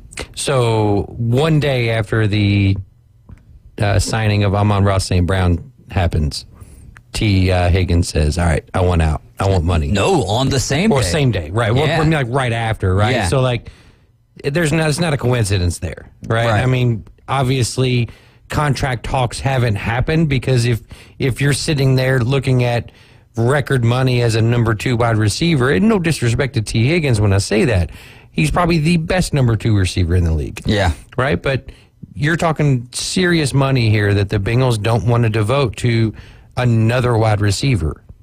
So best number 2 in the league also seems like a fun conversation, though. Oh, I'm sure. T. Higgins up there. But I mean, I was about to say I go to Philly with Devontae Smith, Jalen Waddle over there in Miami with Tyreek Hill. Yeah, there. At least a nomination. Calvin Addison Ridley. over there with Jefferson. I don't know. Jordan Addison. Oh man, he did start to break out. Jordan Addison did start to break out. We've got to run to a break. Maybe we table this conversation to the next. We're either talking NFL draft or we're talking NFL wide receiver too. This is the Afternoon Underdogs on ESPN Northwest Florida. We're going to take a quick timeout, and when we get back, we're either talking NFL best draft fits or who's got the best wide receiver two in the league. We'll be right back. ESPN Northwest Florida presents Wrestling Against Cancer, number 9. Saturday, April 27th at Bayhaven Charter Academy. In the main event, it's a tag team showdown with Exodus versus Mike Steele and Mr. 850. Plus exciting women's wrestling. Tickets still just $12. Ages 6 to 17, only $8. 5 and under, free. More information, ESPNPC.com. This is Joanna with ESPN Northwest Florida with your Wednesday's weather. Tonight there will be a very light wind, clear skies, and 66. Sunshine tomorrow morning, about the same at 79, and a wind coming out of the north-northwest around 3 miles per hour. In the afternoon and evening, mostly sunny and a gentle breeze right around 11 miles per hour with a high of 80. The same at 80 Friday, and we'll have mostly sunshine. This forecast is sponsored by Mid-South Lumber, the best little lumberyard in Panama City. Thank you for tuning into ESPN Northwest Florida. Rely on it.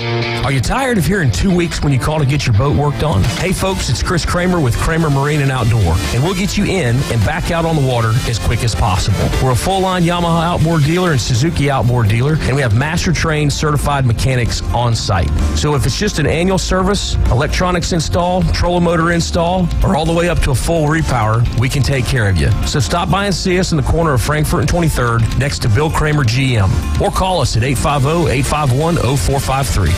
Hi, I'm Tracy, your diamond girl at Tracy's Fine Jewelry.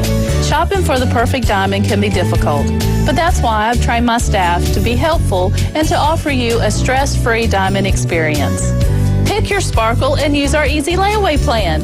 Every woman deserves an exquisite diamond from your diamond girl at Tracy's Fine Jewelry. We don't work on commissions. We work for smiles and I-dos. So if you're tired of high-pressure salespeople, stop by and see us today at Tracy's Fine Jewelry. WPLQ Port St. Joe, WGSX Lynn, powered by Panama City Toyota. ESPN Northwest Florida. The Atlanta Braves are back with a loaded roster of young talent and some new faces in the A. It's going to be another wild season. 1-1 launched deep down the left field line. This might get out of here. Say goodbye to that one. Tonight, don't miss a minute of Atlanta Braves baseball as the Braves take on division rivals, the Miami Marlins, live from Truist Park. Coverage starts at 6 right after the Afternoon Underdogs. First pitch, 6:20. Your home for the Braves, ESPN Northwest Florida. Karen bought 83 liters of Dr. Thunder, a suitcase full of Cheez-Its, and a drum of Crisco. Now she's crying about using the self-check at Walmart. Maybe we should speak to a manager or something. Just saying. ESPN Northwest Florida. Welcome back into the Doghouse. This is the Afternoon Underdogs. I'm David Hayes along with AG and Caveman Rick. You guys are listening to ESPN Northwest Florida, and we are presenting Wrestling Against Cancer 9. That's going to be this Saturday. Scheduled to appear former WCW wrestler and referee for WWE, Scott Armstrong. And that will be this Saturday, Bayhaven Charter Academy. All proceeds go to help out Jaden with his medical expenses. Doors open at 5:30. Bell time 6:30. We've got an opportunity, 2 more opportunities for you guys to win free tickets to Wrestling Against Cancer 9.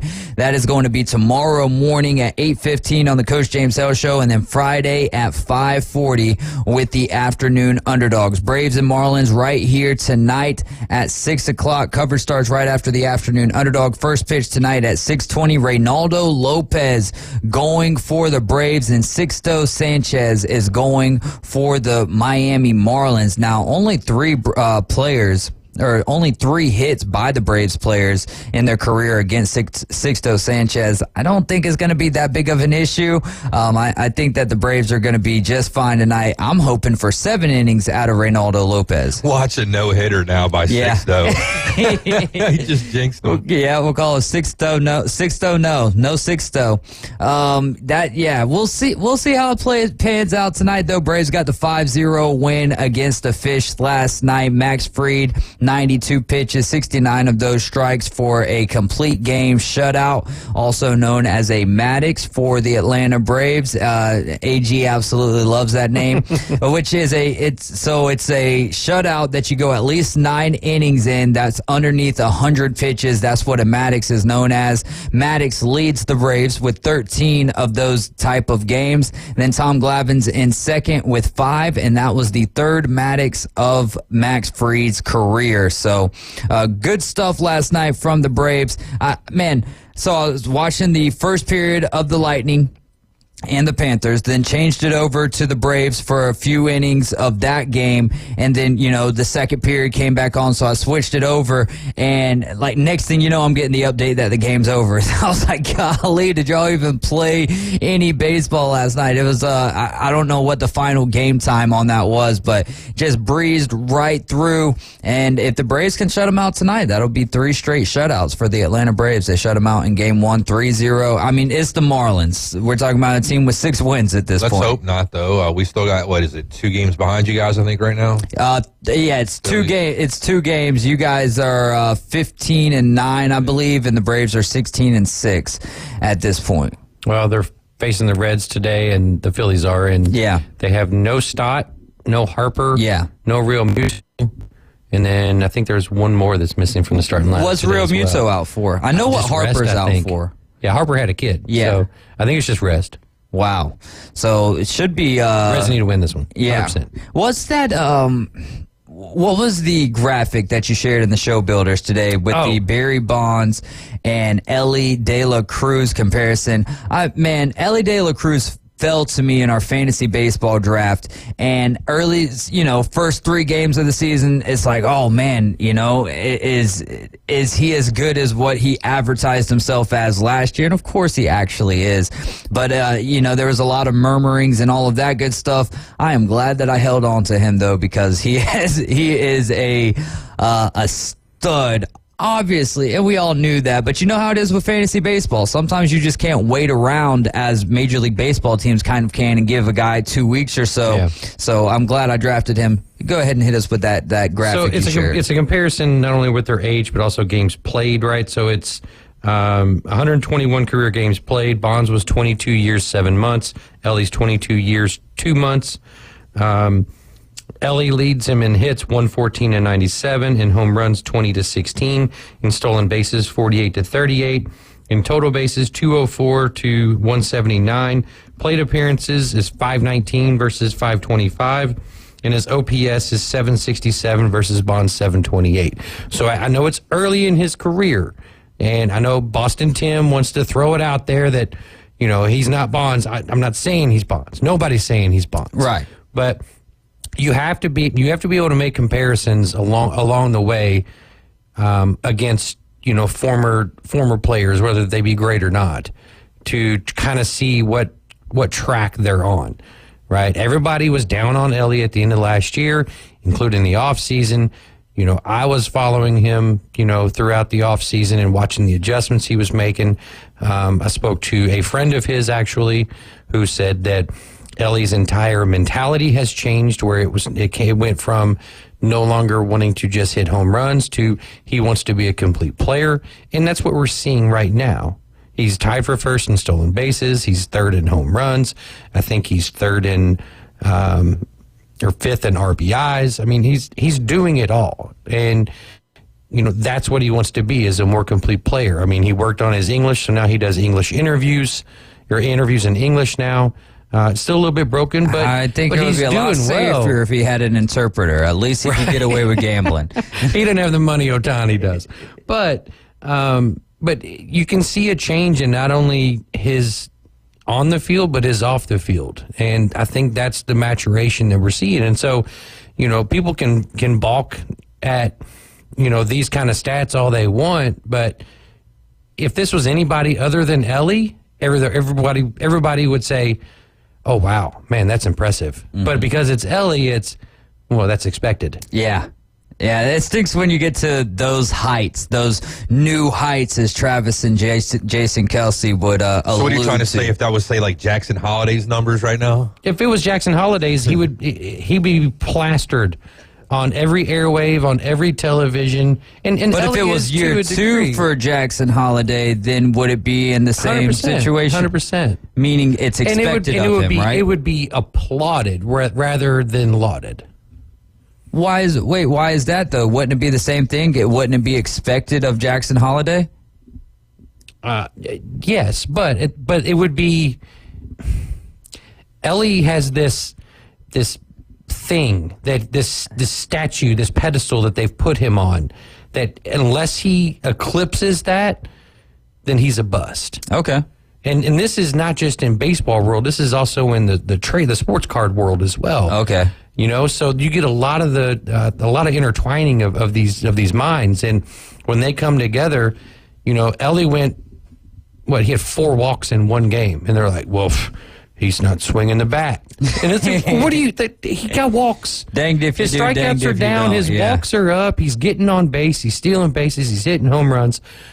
What more do you want from this kid? I'll tell you, not that I want anything else out of him. I'll tell you that he's a fun guy to watch play the game of baseball. In about 6 years, if we're going to keep to the Barry Bonds comparisons there, in about 6 years, he can start beefing up, getting on steroids, and then we'll see that career head to new heights. Can you tell me 5 names, individuals on a baseball team that can win you a game single-handedly? Okay, so I guess we'll go. It's so how can we put Ronald Acuna Jr. and Mookie Betts in there?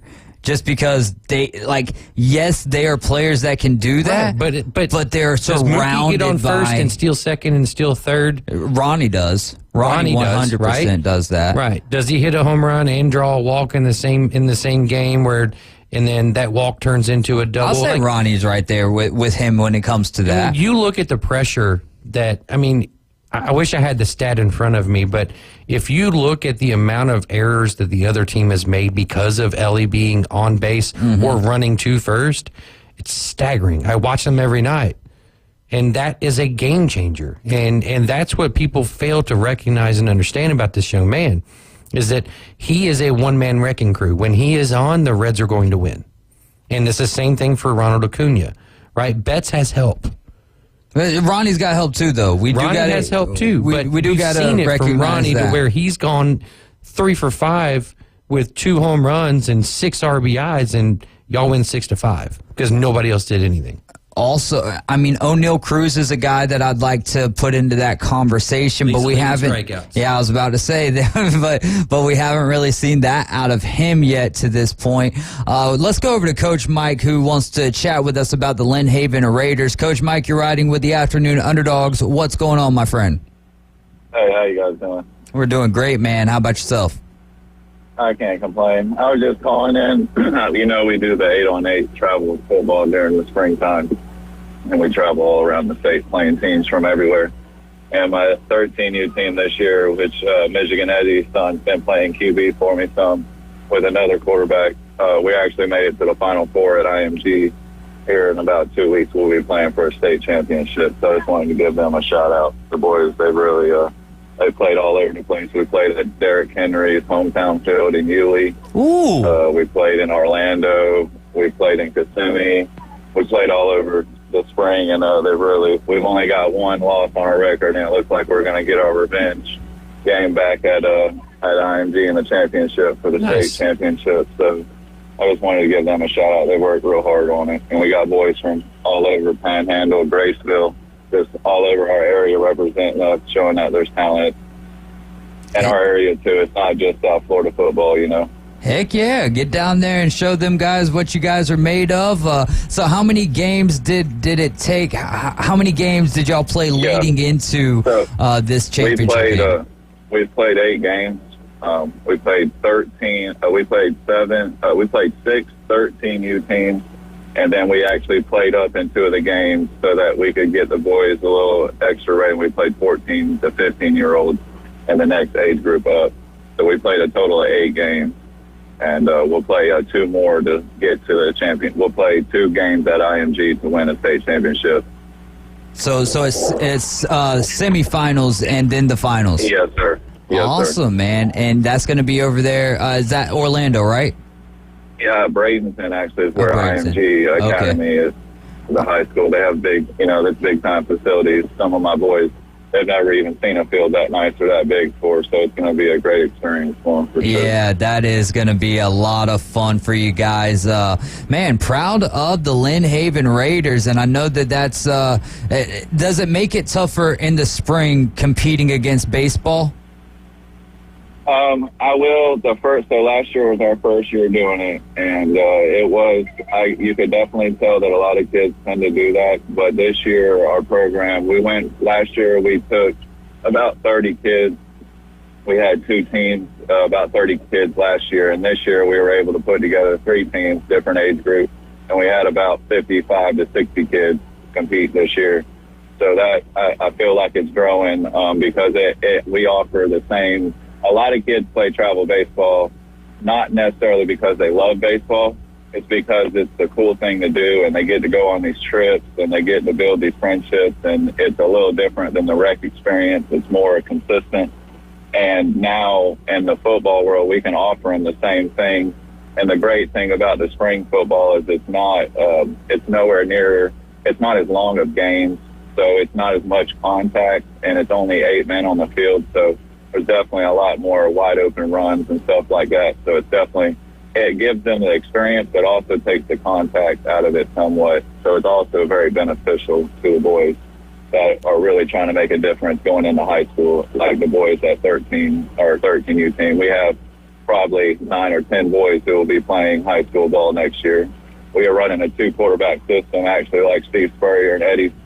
Mr. Eddie's son plays for us at one of those quarterbacks. Then we have another young gentleman named Trip Moore, and he's going to be a quarterback at a high school. Both of them will be. We have numerous receivers and offensive linemen that will be playing varsity ball next year at a young age. But they have the experience of playing all over the state of Florida, so they're not intimidated by these, local high school games. They've played in stadiums and games where they don't know a single soul in the area. It's just them and their teammates. Didn't Eddie say you guys play a spread offense, like air raid style? Yeah, we are definitely. Like I said, most of my boys are trying. We're not looking for ninth grade team. We're not looking for JV. We're looking for varsity and ninth grade. So my boys want to play. So we run a spread offense into a power.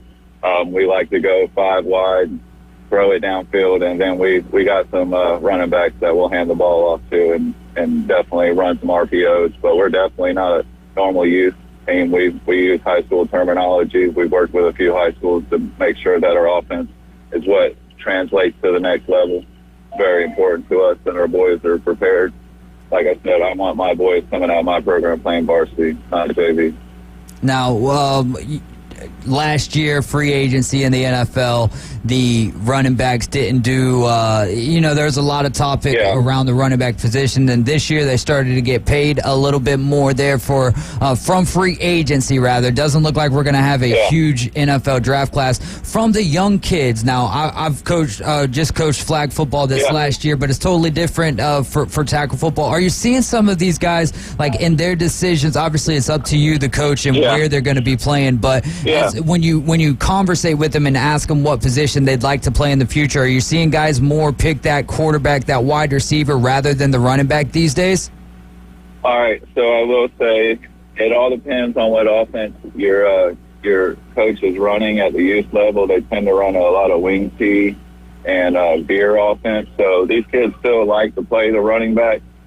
But we make sure to emphasize that, we have some kids that want to play running back in high school and maybe get an offer at that position. And we make sure to emphasize that you have to be able to catch the ball out of the backfield. And it's almost, you can be more dangerous catching the ball out of the backfield in the flats than you can be running power up the middle. So we still make a big emphasis on that position. I don't think it's going to go away. I just think that it's changing on how we use the running back. I like that answer. And then, Coach, for the team that you're trying to get your get back on, or that you guys are aiming to get your get back on, is that a game that would happen in the semifinals, or it would have to happen in the championship? No, it's going to be in the championship, and we're looking forward to that rematch. They have, believe it or not, about 3 running backs. Speaking of running backs, that played varsity 8th grade in South Florida last year, so they're a real tandem, and they got us the first game. We played them the very first game of the season, so it kind of got our boys a little off their feet, but we've worked all season to get our rematch against them. Okay. They're out of Akoi. Where was that? They're out of Akoi, Florida. Gotcha. Well, it's Coach, near Orlando. I am so excited for you guys, and as always, feel free to call in and give us an update, shout-outs, all that good stuff. We love the youth sports around this area, and we appreciate guys like you who give your time up to help these kids get some good foundations and fundamentals, and continue to become to know and love the sports that we all know and love. And I appreciate what it is that you do, Coach. Yes, sir. Thank you. You guys have a great day. All right. You do the same. That's Coach Mike with the Lynn Haven Raiders. 2 weeks from now, they're going to be over there in Bradenton, Florida at IMG playing some youth football, trying to win a ship or a ring or whatever it is that they're winning. That's great stuff, man. I'm proud of them and proud of those young men. And how cool is that, running a 2-quarterback system as well? Right, 100%. Yeah, gotta love it. We got about a minute left. You know what we'll do, Caveman Rick? We're going to go ahead and take a break here because we got 30 seconds and ain't no way we're going to get on one topic and just talk for 30 seconds. So you guys are listening to the Afternoon Underdogs here on ESPN Northwest Florida. Y'all go to ESPNPC.com right now. Nominate all 3 shows for the Best of Bay because tonight is the final night that you can nominate. We are back in 2 minutes.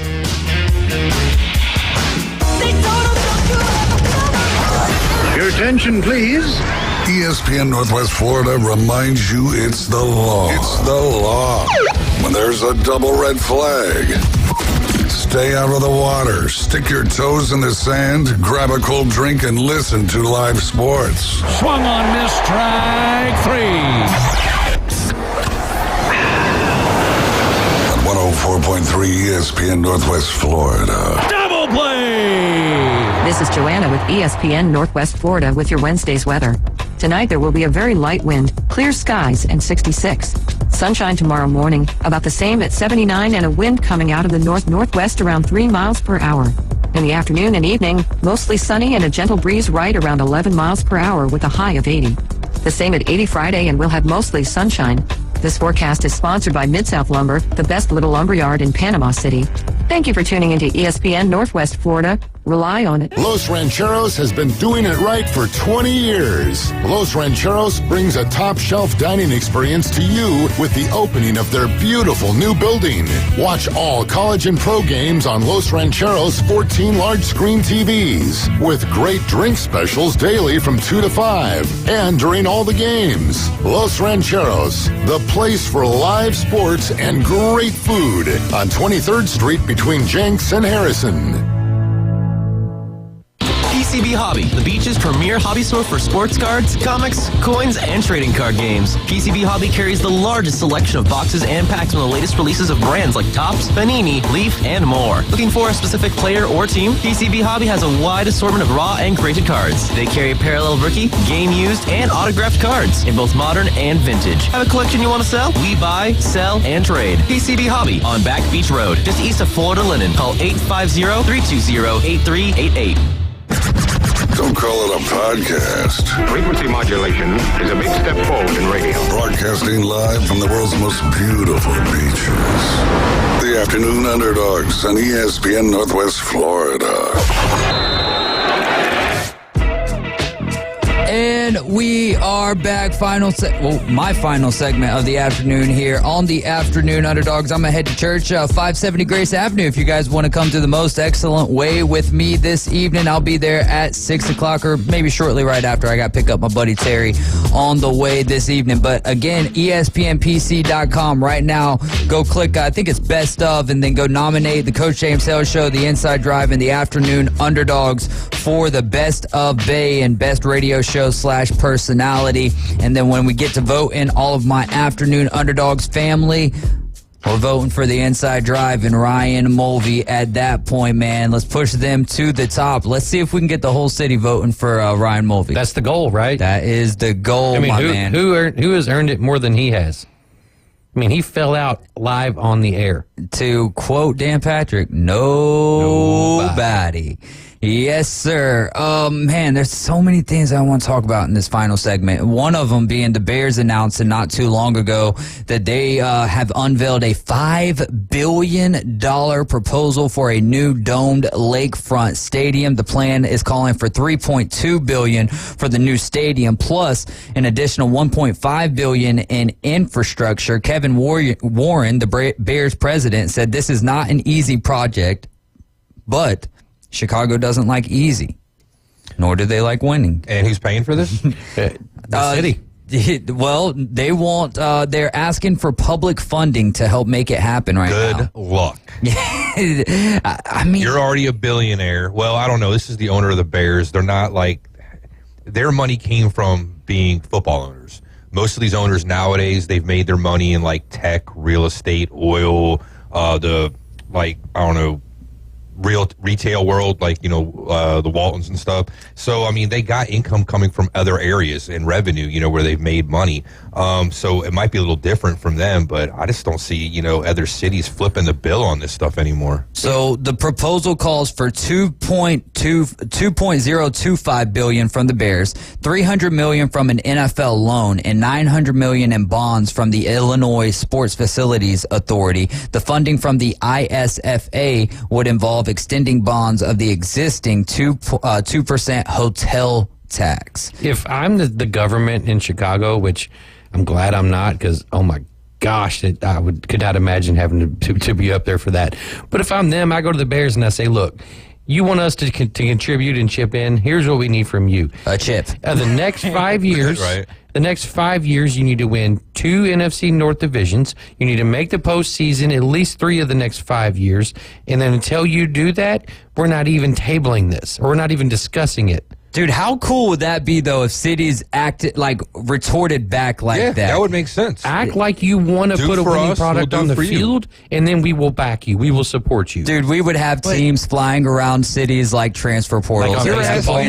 You're Yeah, on asking for basketball. 3 seasons, Adam, with like their last, 40 of futility, since like 85 basically, and that was just one season. Well, and you then had the before G-Color that- Super Bowl, right? Well, they Against the went there Colts? with Rex Yeah, Grossman, you they go. lost. And the Rex Grossman year, that was an admiration. They shouldn't have been there that year. Oh, that was Rex Grossman. Yeah, Yeah, it Jay was- Cutler. Jay Cutler yeah. came after that with his with smoking cigarettes. inside the helmet. Yeah.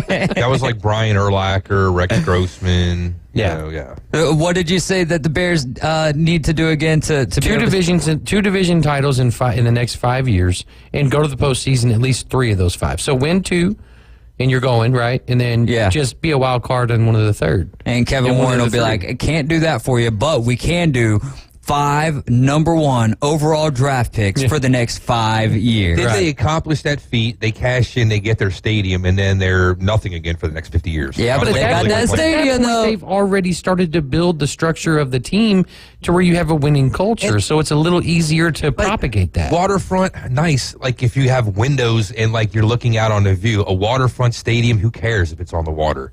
You're not even hitting home runs into like a splash pad like at, like McCovey Cove. So who cares if it's next to the water? Oh, no, that would be cool to have a waterfront stadium that when you kicked it through the uprights, it would... That means if you booted it... one side of the stadium you can't even park on. You know what I'm saying? You're cutting your real estate down to half if you're putting it. Well, I think right that's where next the to water. infrastructure comes in, to where they would probably put the parking below, kind of like the Yum Center in Louisville. Okay. Where it was a power station right next to the 2nd Street Bridge. And then there were some other buildings. And then they leveled all that. And then they built the parking garage up underneath. And then they built the Yum Center on top of it. And then they added, more shops and restaurants and bars and parking around to kind of make that the hub of downtown. And then during football season, for the majority of it there in Chicago, why do you even care about having waterfront property? It's going to be frozen. And that's costing a lot more money than just putting it out someplace else. Yeah. So you're wanting the town to flip this bill just so you can put it right next to the water, so you can have this grandiose stadium. Like, oh, look at us, we're right next to the water. Like, who cares? There you go. Well, they are going to have Caleb Williams unless something just goes absolutely wild. Minus 10,000 is Here's what he something is. they should do. Okay. Not to interrupt, I'm sorry. Yeah, no, you're good.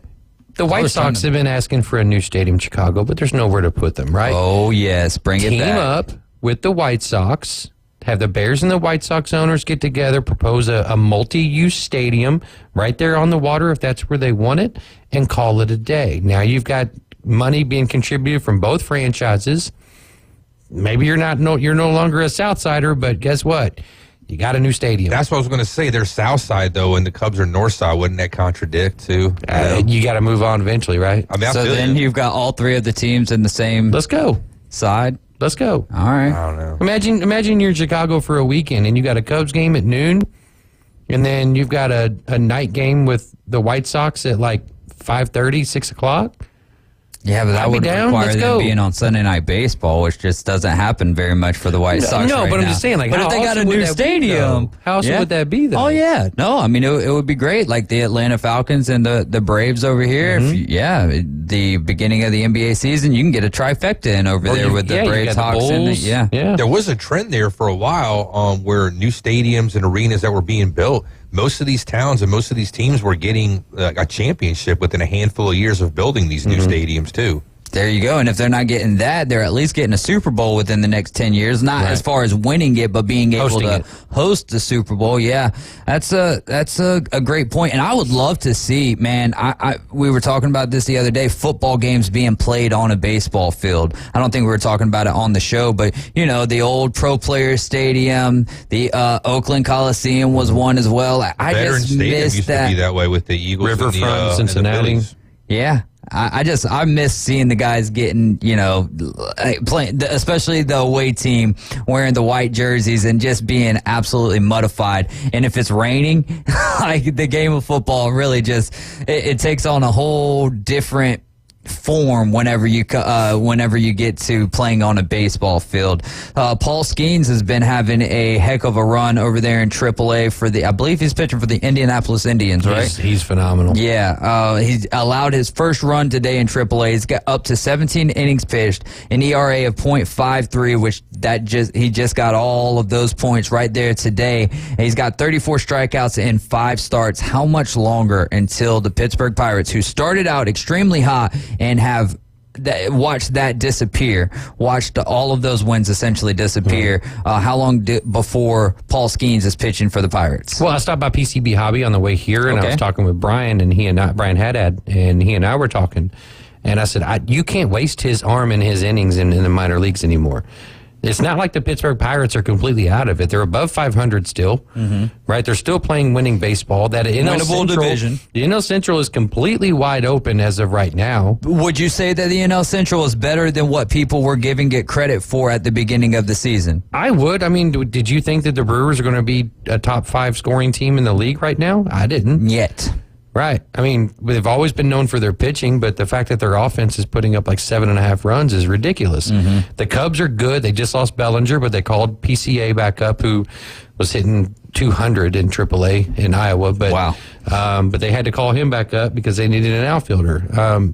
So, I mean, there's talent in Chicago. There's talent in Cincinnati, as we've seen. St. Louis is the outlier here in this division. And Pittsburgh has talent. Their pitching is very, very good.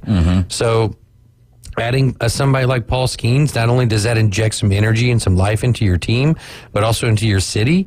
And who knows, maybe it's the thing that they need to, maybe not backslide again like they did in the last, 10 games or so. Right, and then you start getting Livy Dunn to come to those games, and you almost have like your own little, not to the same level as Taylor Swift and what Travis Kelce and the Kansas City Chiefs were able to pull off, but you do invite another demographic to come attend your games. Sure. People just for the opportunity to see Livy Dunn, let alone Paul Skeens pitching every 5 days there. So I would say he's one of the, for me, the most anticipated, and I think he's one of the most anticipated debuts of 2024 in general. But we're already seeing Holiday. Hurstad, I mean, that one came up so quietly. I didn't even know. Well, because it's on the heels of Holiday and Holiday reeling and struggling. So honestly, I think it helps Kjerstad because he doesn't have that same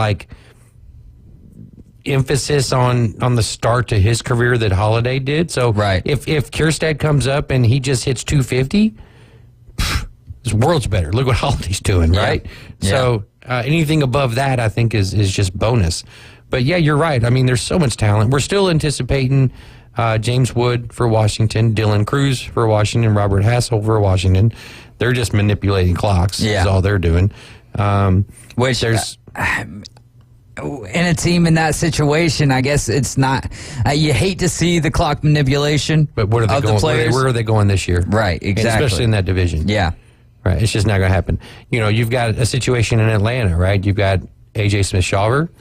You've got Hurston Waldrop. Hurston Waldrop, who's pitching lights out right now. I expect him to be up probably by the end of May because that season manipulation thing, it's around the end of May is when it'll no longer count against them, against the team.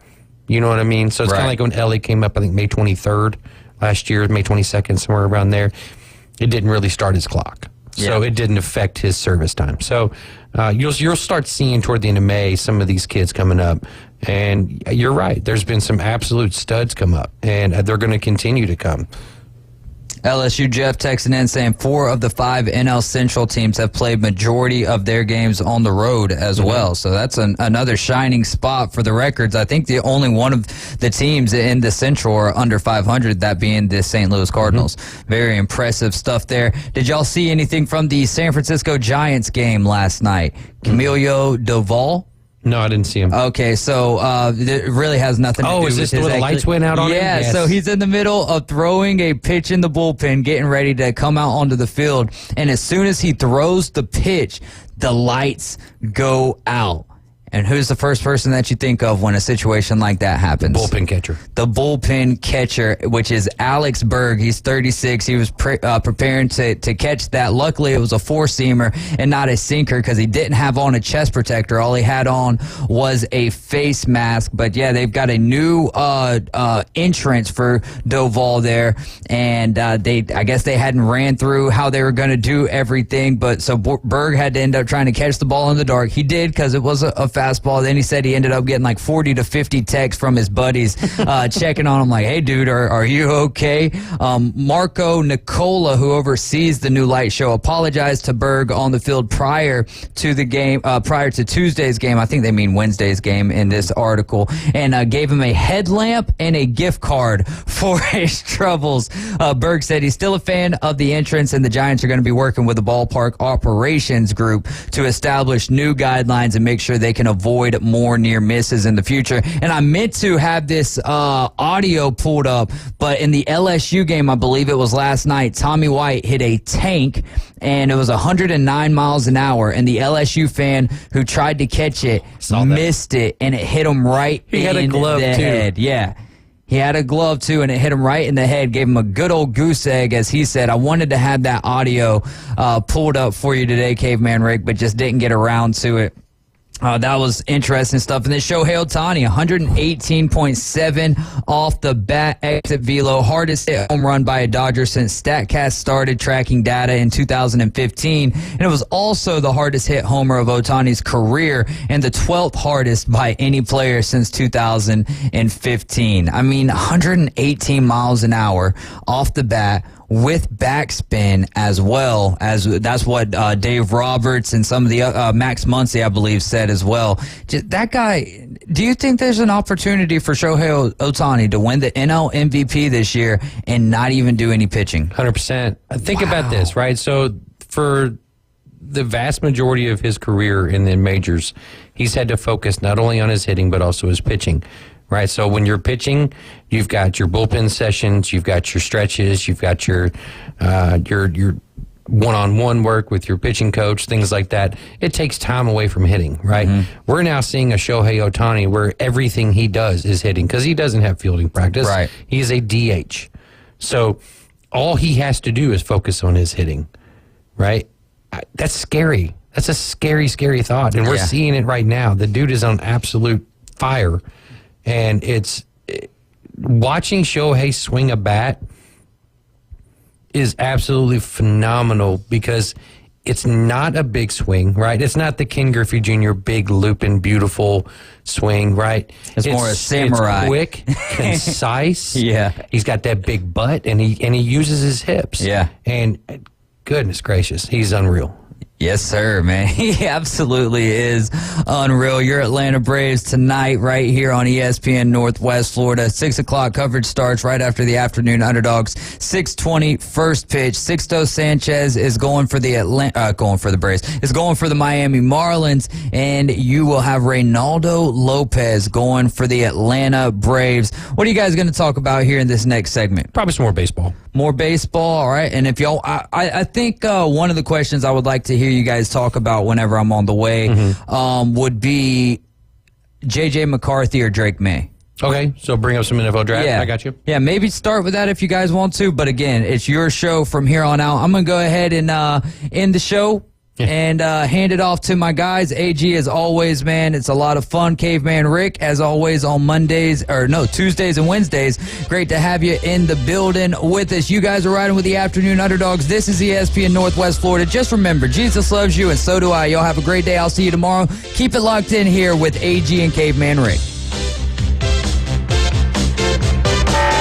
America's team plays here. Swing and a miss. Struck him out. That's number 10. The Atlanta Braves on ESPN Northwest Florida.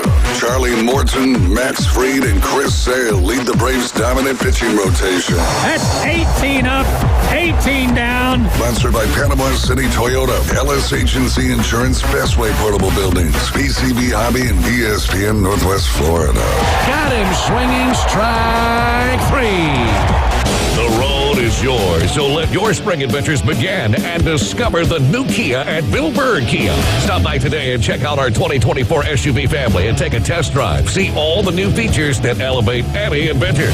Now offering 4.75% APR for up to 48 months on the purchase of a new 2024 Kia Sorento EX. You'll get that rugged good look with luxury and the perfect balance of comfort, safety, and technology. Bill Bird Kia, the home of the 20-year, 200,000-mile warranty. Stop by anytime and see us at 2435 East 15th Street or anytime at BillBirdKiaPanamaCity.com. We'll give you the peace of mind that you can trust. Offer from Kia Finance America for the purchase of a new 2024 Kia Sorento EX with $2,294 per month per 1,000 finance in 48 months. Quality delivered. No down payment required. Cannot be combined with other finance offers. The 20-year, 200,000-mile warranty is a Bill Bird Kia warranty. See dealer for complete details. Offer for well-qualified buyers. Must take delivery from dealer stock through 4/30/24.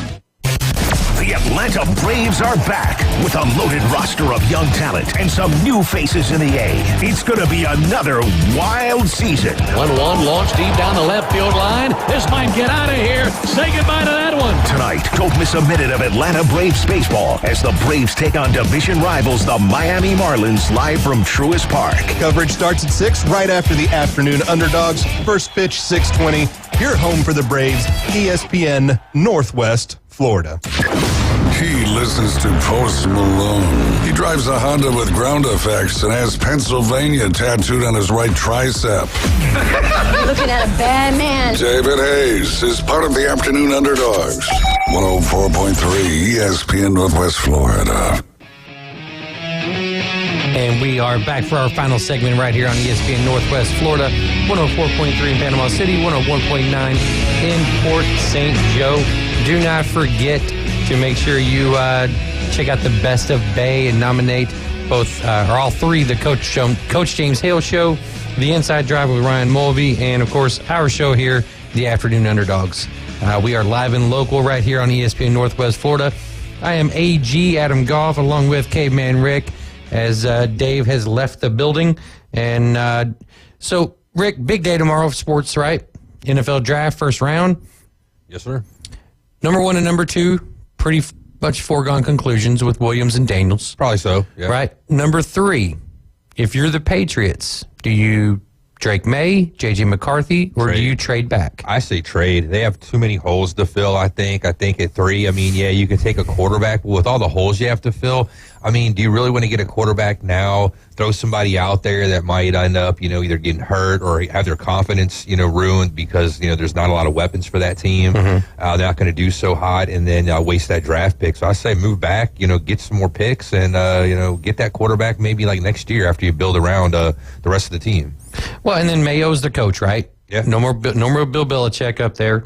And he's not a GM in either. And he's not the GM, right. So if you're Mayo, I don't think you want to tie your first coaching gig to a rookie quarterback. Yeah.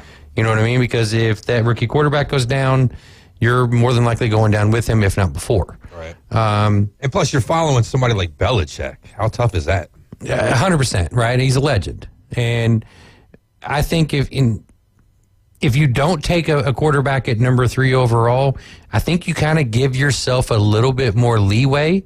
Now, obviously, it's not his choice, but there's a little bit more cushion there for Mayo in terms of when his window of success could start, right? Yeah. Whereas if it's you take May or you take McCarthy, you've got a 1-year deal basically to kind of figure out, how you're going to progress, but then year 2 starts and you go, okay, well, now we really, really need to start winning.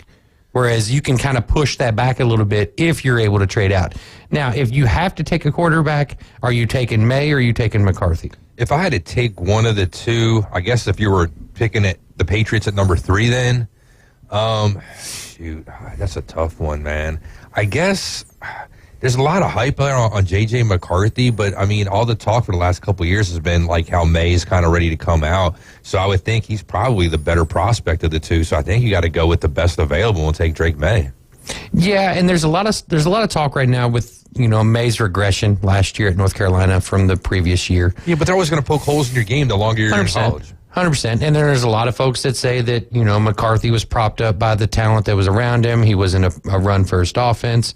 If you're the Patriots, I honestly think you go McCarthy just because you have the run game built in already. And I think you kind of move the needle more with McCarthy because now you're getting that leader, the guy that's had the postseason experience and has been in a run-first offense, so you can kind of build the offense to fit his needs. Whereas May is the more athletic. He's the more, I think, physically gifted athlete. But I think you need to go with McCarthy over May if you're the Patriots. I think he gives you the shorter leash, though, McCarthy, because he's already won and there's already expectations there. Yeah. Whereas Drake May hasn't, And how many times, too, do we see in the NFL? Usually quarterbacks that go out and have great college careers and win a lot don't do really well in the NFL. Mm-hmm. They have a lot of talent around them, great offensive line, great running backs, wide receivers, tight ends, makes their job very, very easy. Right. Usually I think it's better to get a quarterback, draft a guy that's had a lot of adversity, had his thrown balls into smaller windows in order to get, guys, the ball, instead of, having their wide receivers, with like 6-7 yards worth of separation downfield. It makes it real easy. I think those guys, I hate to say it, I'm not a big Brock Purdy fan, Mm-hmm. but a guy like him that, played over in Iowa, over there where he's had to, make plays. He's had to be used to not having a great team around him and actually lose. A lot of things too, you see these guys that win all the time, they struggle when they face adversity and they don't win all the time. Yeah, which, Drake May didn't win a lot last year. I mean, he won enough to get to a bowl game, I believe, but he did take his lumps. And he played at a basketball school. Right. And McCarthy had a pretty good run there of 2 years, right, up there in Michigan. So it's going to be an interesting decision. I think Daniels goes too, no matter what, whether Washington decides to trade out or not. But I think Washington stands pat. Probably so. I don't think Sam Howell is the answer. With the new ownership and everything, I think you want to make a splash. Mm-hmm. You want to have a lot of people hyped up, interested in the team and whatever. So I think you got to go that route. Does Penix get out of the top 10? Yeah, I don't think he's going to get picked in the top 10. I don't think you're going to see that many quarterbacks going in the top 10. Because once you get out of, 1, 2, 3, then maybe the Patriots, then you got, Minnesota looking for somebody. They could go up a little bit, But outside of that, I think everybody else is pretty much set. I mean, teams could take a quarterback, but, you got other glaring needs. Yeah. It's Dave and I got into a discussion before we came on air. If you're the Jets, right, all of your eggs are in Rodgers' basket this year. It's seemingly his final year on an NFL field. Who knows? He may play longer, but everything is being built up that this is going to be his last hurrah. Do you take an offensive weapon for him, or do you take an offensive lineman if you're the Jets? This is what we said yesterday. I know Tho and Tyler yesterday were thinking, they should go maybe Brock Bowers, give him an offensive weapon, somebody else throw the ball to. But I think you need to protect him. I mean, he's already had the issue with the Achilles, and that was a non-contact, Mm-hmm. So, I mean, if he does go out there and he does get knocked around at his age and, coming back from this Achilles, you could potentially have him knocked out again and lose him for the whole season early on again. Yeah, and now there's no Zach Wilson to back you up. Right. I mean, you might be in a better situation, after that, but I just don't see, you got you're basically all in with Aaron Rodgers now, and then you're at risk of just pissing it all away. I don't see it. I think you got to play it safe. Yeah, I think offensive lineman is the move there as well. As a Bengals fan, we're drafting 18th in this draft. Historically, we've not been a team that's moved up in the draft, so I don't foresee us doing that, even with the T. Higgins and Trey Hendrickson news that just came about here in the last, half hour or so. At 18, I'd love to see us take a guy like Latham out of Alabama, offensive line, help shore that up, keep Burrow on the field a little bit longer in a season maybe. Same thing with Eagles, man. I'm thinking we're picking at 22. We need to probably go offensive line with Kelsey retiring. If we don't go there, then I think maybe the next best thing is maybe going cornerback. help out the secondary some more, and then help out the defense. So I think one of those two positions I think would be the most advantageous for us. But we have seen Howie Roseman make some moves. Maybe there's a trade. Maybe we go out and get a player that they covet from another team that can start right away, and we move that draft pick. I don't know. Yeah, it's going to be interesting to see if you guys get a chance. Make sure you go down to St. Andy's down there in St. Andrews and participate in the mock draft that ESPN Northwest Florida is helping with. So should be a lot of fun. If you get a chance to head on down there, make sure you do. I'd like to head out. It might be kind of rough with work scheduling, but I'm going to see if I can. There you go. And hey, you might get to meet K-Man Rick. There you go. That's along with Tyler and Tho and David Hayes. There you go. There you go. Blake Snell, San Francisco Giants, just went on the 15-day IL. Another big arm, another big pitcher that we've seen is now going to the injured list. Obviously, it's just a 15-day thing. Could be moved back to 60. We don't know, but we're seeing a lot of arms go down, and now there's a lot of talk about, the pitch clock being the enemy. And I know we've heard Jay Chapman talk that it's not really that. Yeah, I don't think it is. There's other things that are transpiring inside the game that are leading to this. Yeah, I think they just put too much spin on the ball, or we're worried about, things like that than they are about location and just, doing the right thing. Yeah, so a lot of injuries, man, but, that's baseball. It's a 162-game season. Your Reds or my Reds and your Phillies have just started the bottom half of the first inning. Phillies are up 1-0 early in that game. I wonder who got the run. Was that a shore bomb, I wonder? No, it wasn't a shore bomb. I'm not sure exactly what happened. Let me see real quick. Yeah, I knew the game was coming on soon. But Alec Baum singled to right. Oh, Alec Baum. Right on. Yeah, so he's one of our weakest links. So if he can actually get it going, I think the Phillies will fare pretty good. Your pitcher Suarez has been absolutely phenomenal, man. Right. Can you explain what's going on with that kid? Probably because he's in a 3-hole, man. He doesn't have to be the guy. When you got Wheeler and Nola out there dishing it all the time, and that's like your number 3 starter. I think that helps out a lot. If he was had a lot more pressure on him, it might not be so well. But I think the kid's coming out there playing, pitching free, without a lot of thought in it, and just going out there having fun. It seems like just having a good time. Hope it continues, actually, to be honest. He's got electric stuff. He's exciting to watch. And if I were a Phillies fan, I'd be really, really happy. So walk me through this NHL playoff real quick. What are we seeing? What are we expecting?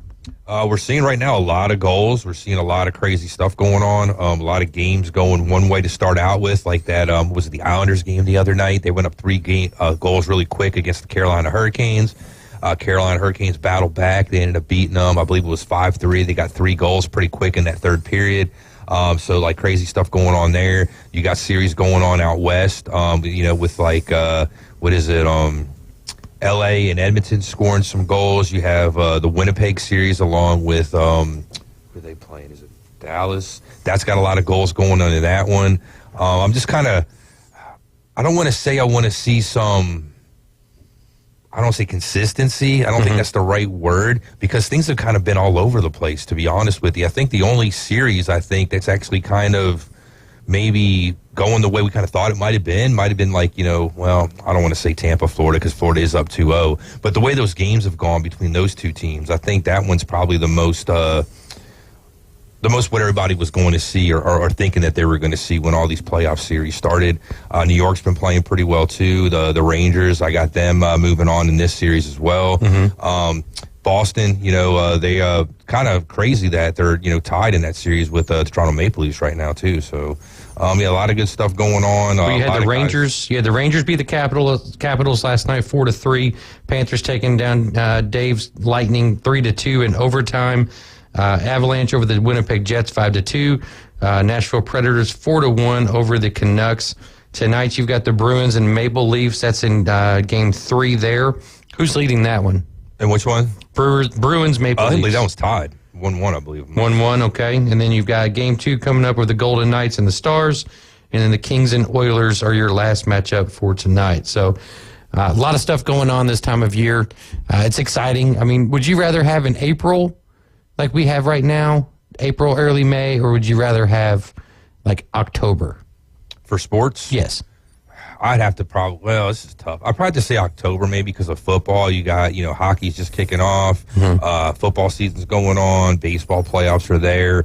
However, like this time right now with the NHL going on, the first round, these first couple weeks of the playoffs it's crazy. You got so many games going on every night, so much action, so much excitement. It's hard to just, watch it all. And then before you know it, a couple weeks is gone. And then you're on to the next rounds where, less teams. So obviously there's less going on and it just doesn't seem quite as good. It's like March Madness, the first, weekend of March Madness, how crazy it is. So who's your pick to win Lord Stanley's Cup this year? I was thinking Carolina earlier on in the season. I'm thinking finally they might actually have some pieces. They got the big move by getting Jake Gensel around the trade deadline. I think that's going to help them out a bunch, give them some extra firepower. So if they can stay healthy in the playoffs, I like them in the East. If not them in the East, I would say probably maybe Florida. Sergei Bobrovsky, man, he made a sick save last night. Had his back to the actual shooter, his face at the net, made a save with his elbow, kind of Dominik Hasek-esque, kind of flailing around back towards the shooter. So that was kind of cool. So in the West, too, I like Edmonton, man. A Canadian team hasn't won in a long time. I'd like to see at least a Canadian team make the final. So I'm going to go with Edmonton in the West. Carolina, Edmonton. And then between the two, I picked Carolina early on, so I'll go there. But like I said, it's been a long time since a Canadian team's won, since '93 when Montreal won the Cup. So hopefully Canada can do something. Okay, so you're on the record, Carolina over Edmonton. Yep. That's what you want to see. That's what you think is going to happen. Yes, yeah, that's what I think. Gotcha. And your Flyers are where? At home on the couch watching. We did sign our big 6'8" goaltender that we just brought over from Russia not too long ago to a 2-year deal. So that's kind of big news. So hopefully he'll end up paying it out. Now, does that kind of work in hockey the way it kind of works with other sports or like NBA where they stash them overseas and then they bring them over when they're matured and ready? Or like minor league baseball kind of thing? Yeah, like minor league baseball. You can draft hockey players like in high school, basically. And then they go off to college or they'll go to the minors or juniors up in Canada. And then they can be moved, traded and stuff like that during that, process. Like this guy we drafted, Fedotov, we drafted, I want to say 5 or 6 years ago. And he's Russian, so obviously he was a kid. He was over there still playing, and now he's seasoned enough, old enough. We decided, hey, we're going to bring him over. If Carter Hart, our normal starter, didn't have his woes, he's up in Canada, along with a handful of other guys that, did some nefarious things supposedly back in about 2018 at the IIHF International Hockey Tournament. And so who knows what's going to happen with that. But if Carter Hart was still goaltending, I think Fedotov would still be in Russia. All right, Connor Bedard, really quickly. Did he live up to the hype this year, or was he? Well, how did his season go? I want to say he could have been better for all the hype that he had. I think the NHL was putting a lot on that kid. There's a wealth of talent in the NHL, a lot of pressure on him, especially going to a team like Chicago that probably wasn't going to fare so great. The kid needs some more time. He needs some more time, and they need to get more help around him. And then I think you could you'd be able to see more. Maybe we'll see next season. All right. Well, if you need more help with the sports world, make sure you tune into the Coach James Hale Show tomorrow morning between 7 and 9. Then stay tuned from 11 to 1 for the Inside Drive. And then back here at 4 p.m. for the Afternoon Underdogs for Caveman Rick. I'm A.G. Adam Goff. Have a happy Wednesday.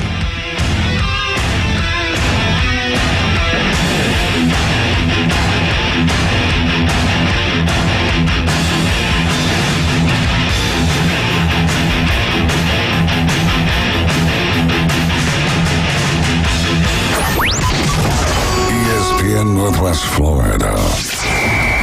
Here's what's happening. Hi, this is Ryan Mulvey and Jay Henley from the Inside Drive. And we're seeking your nomination in the 2024 Best of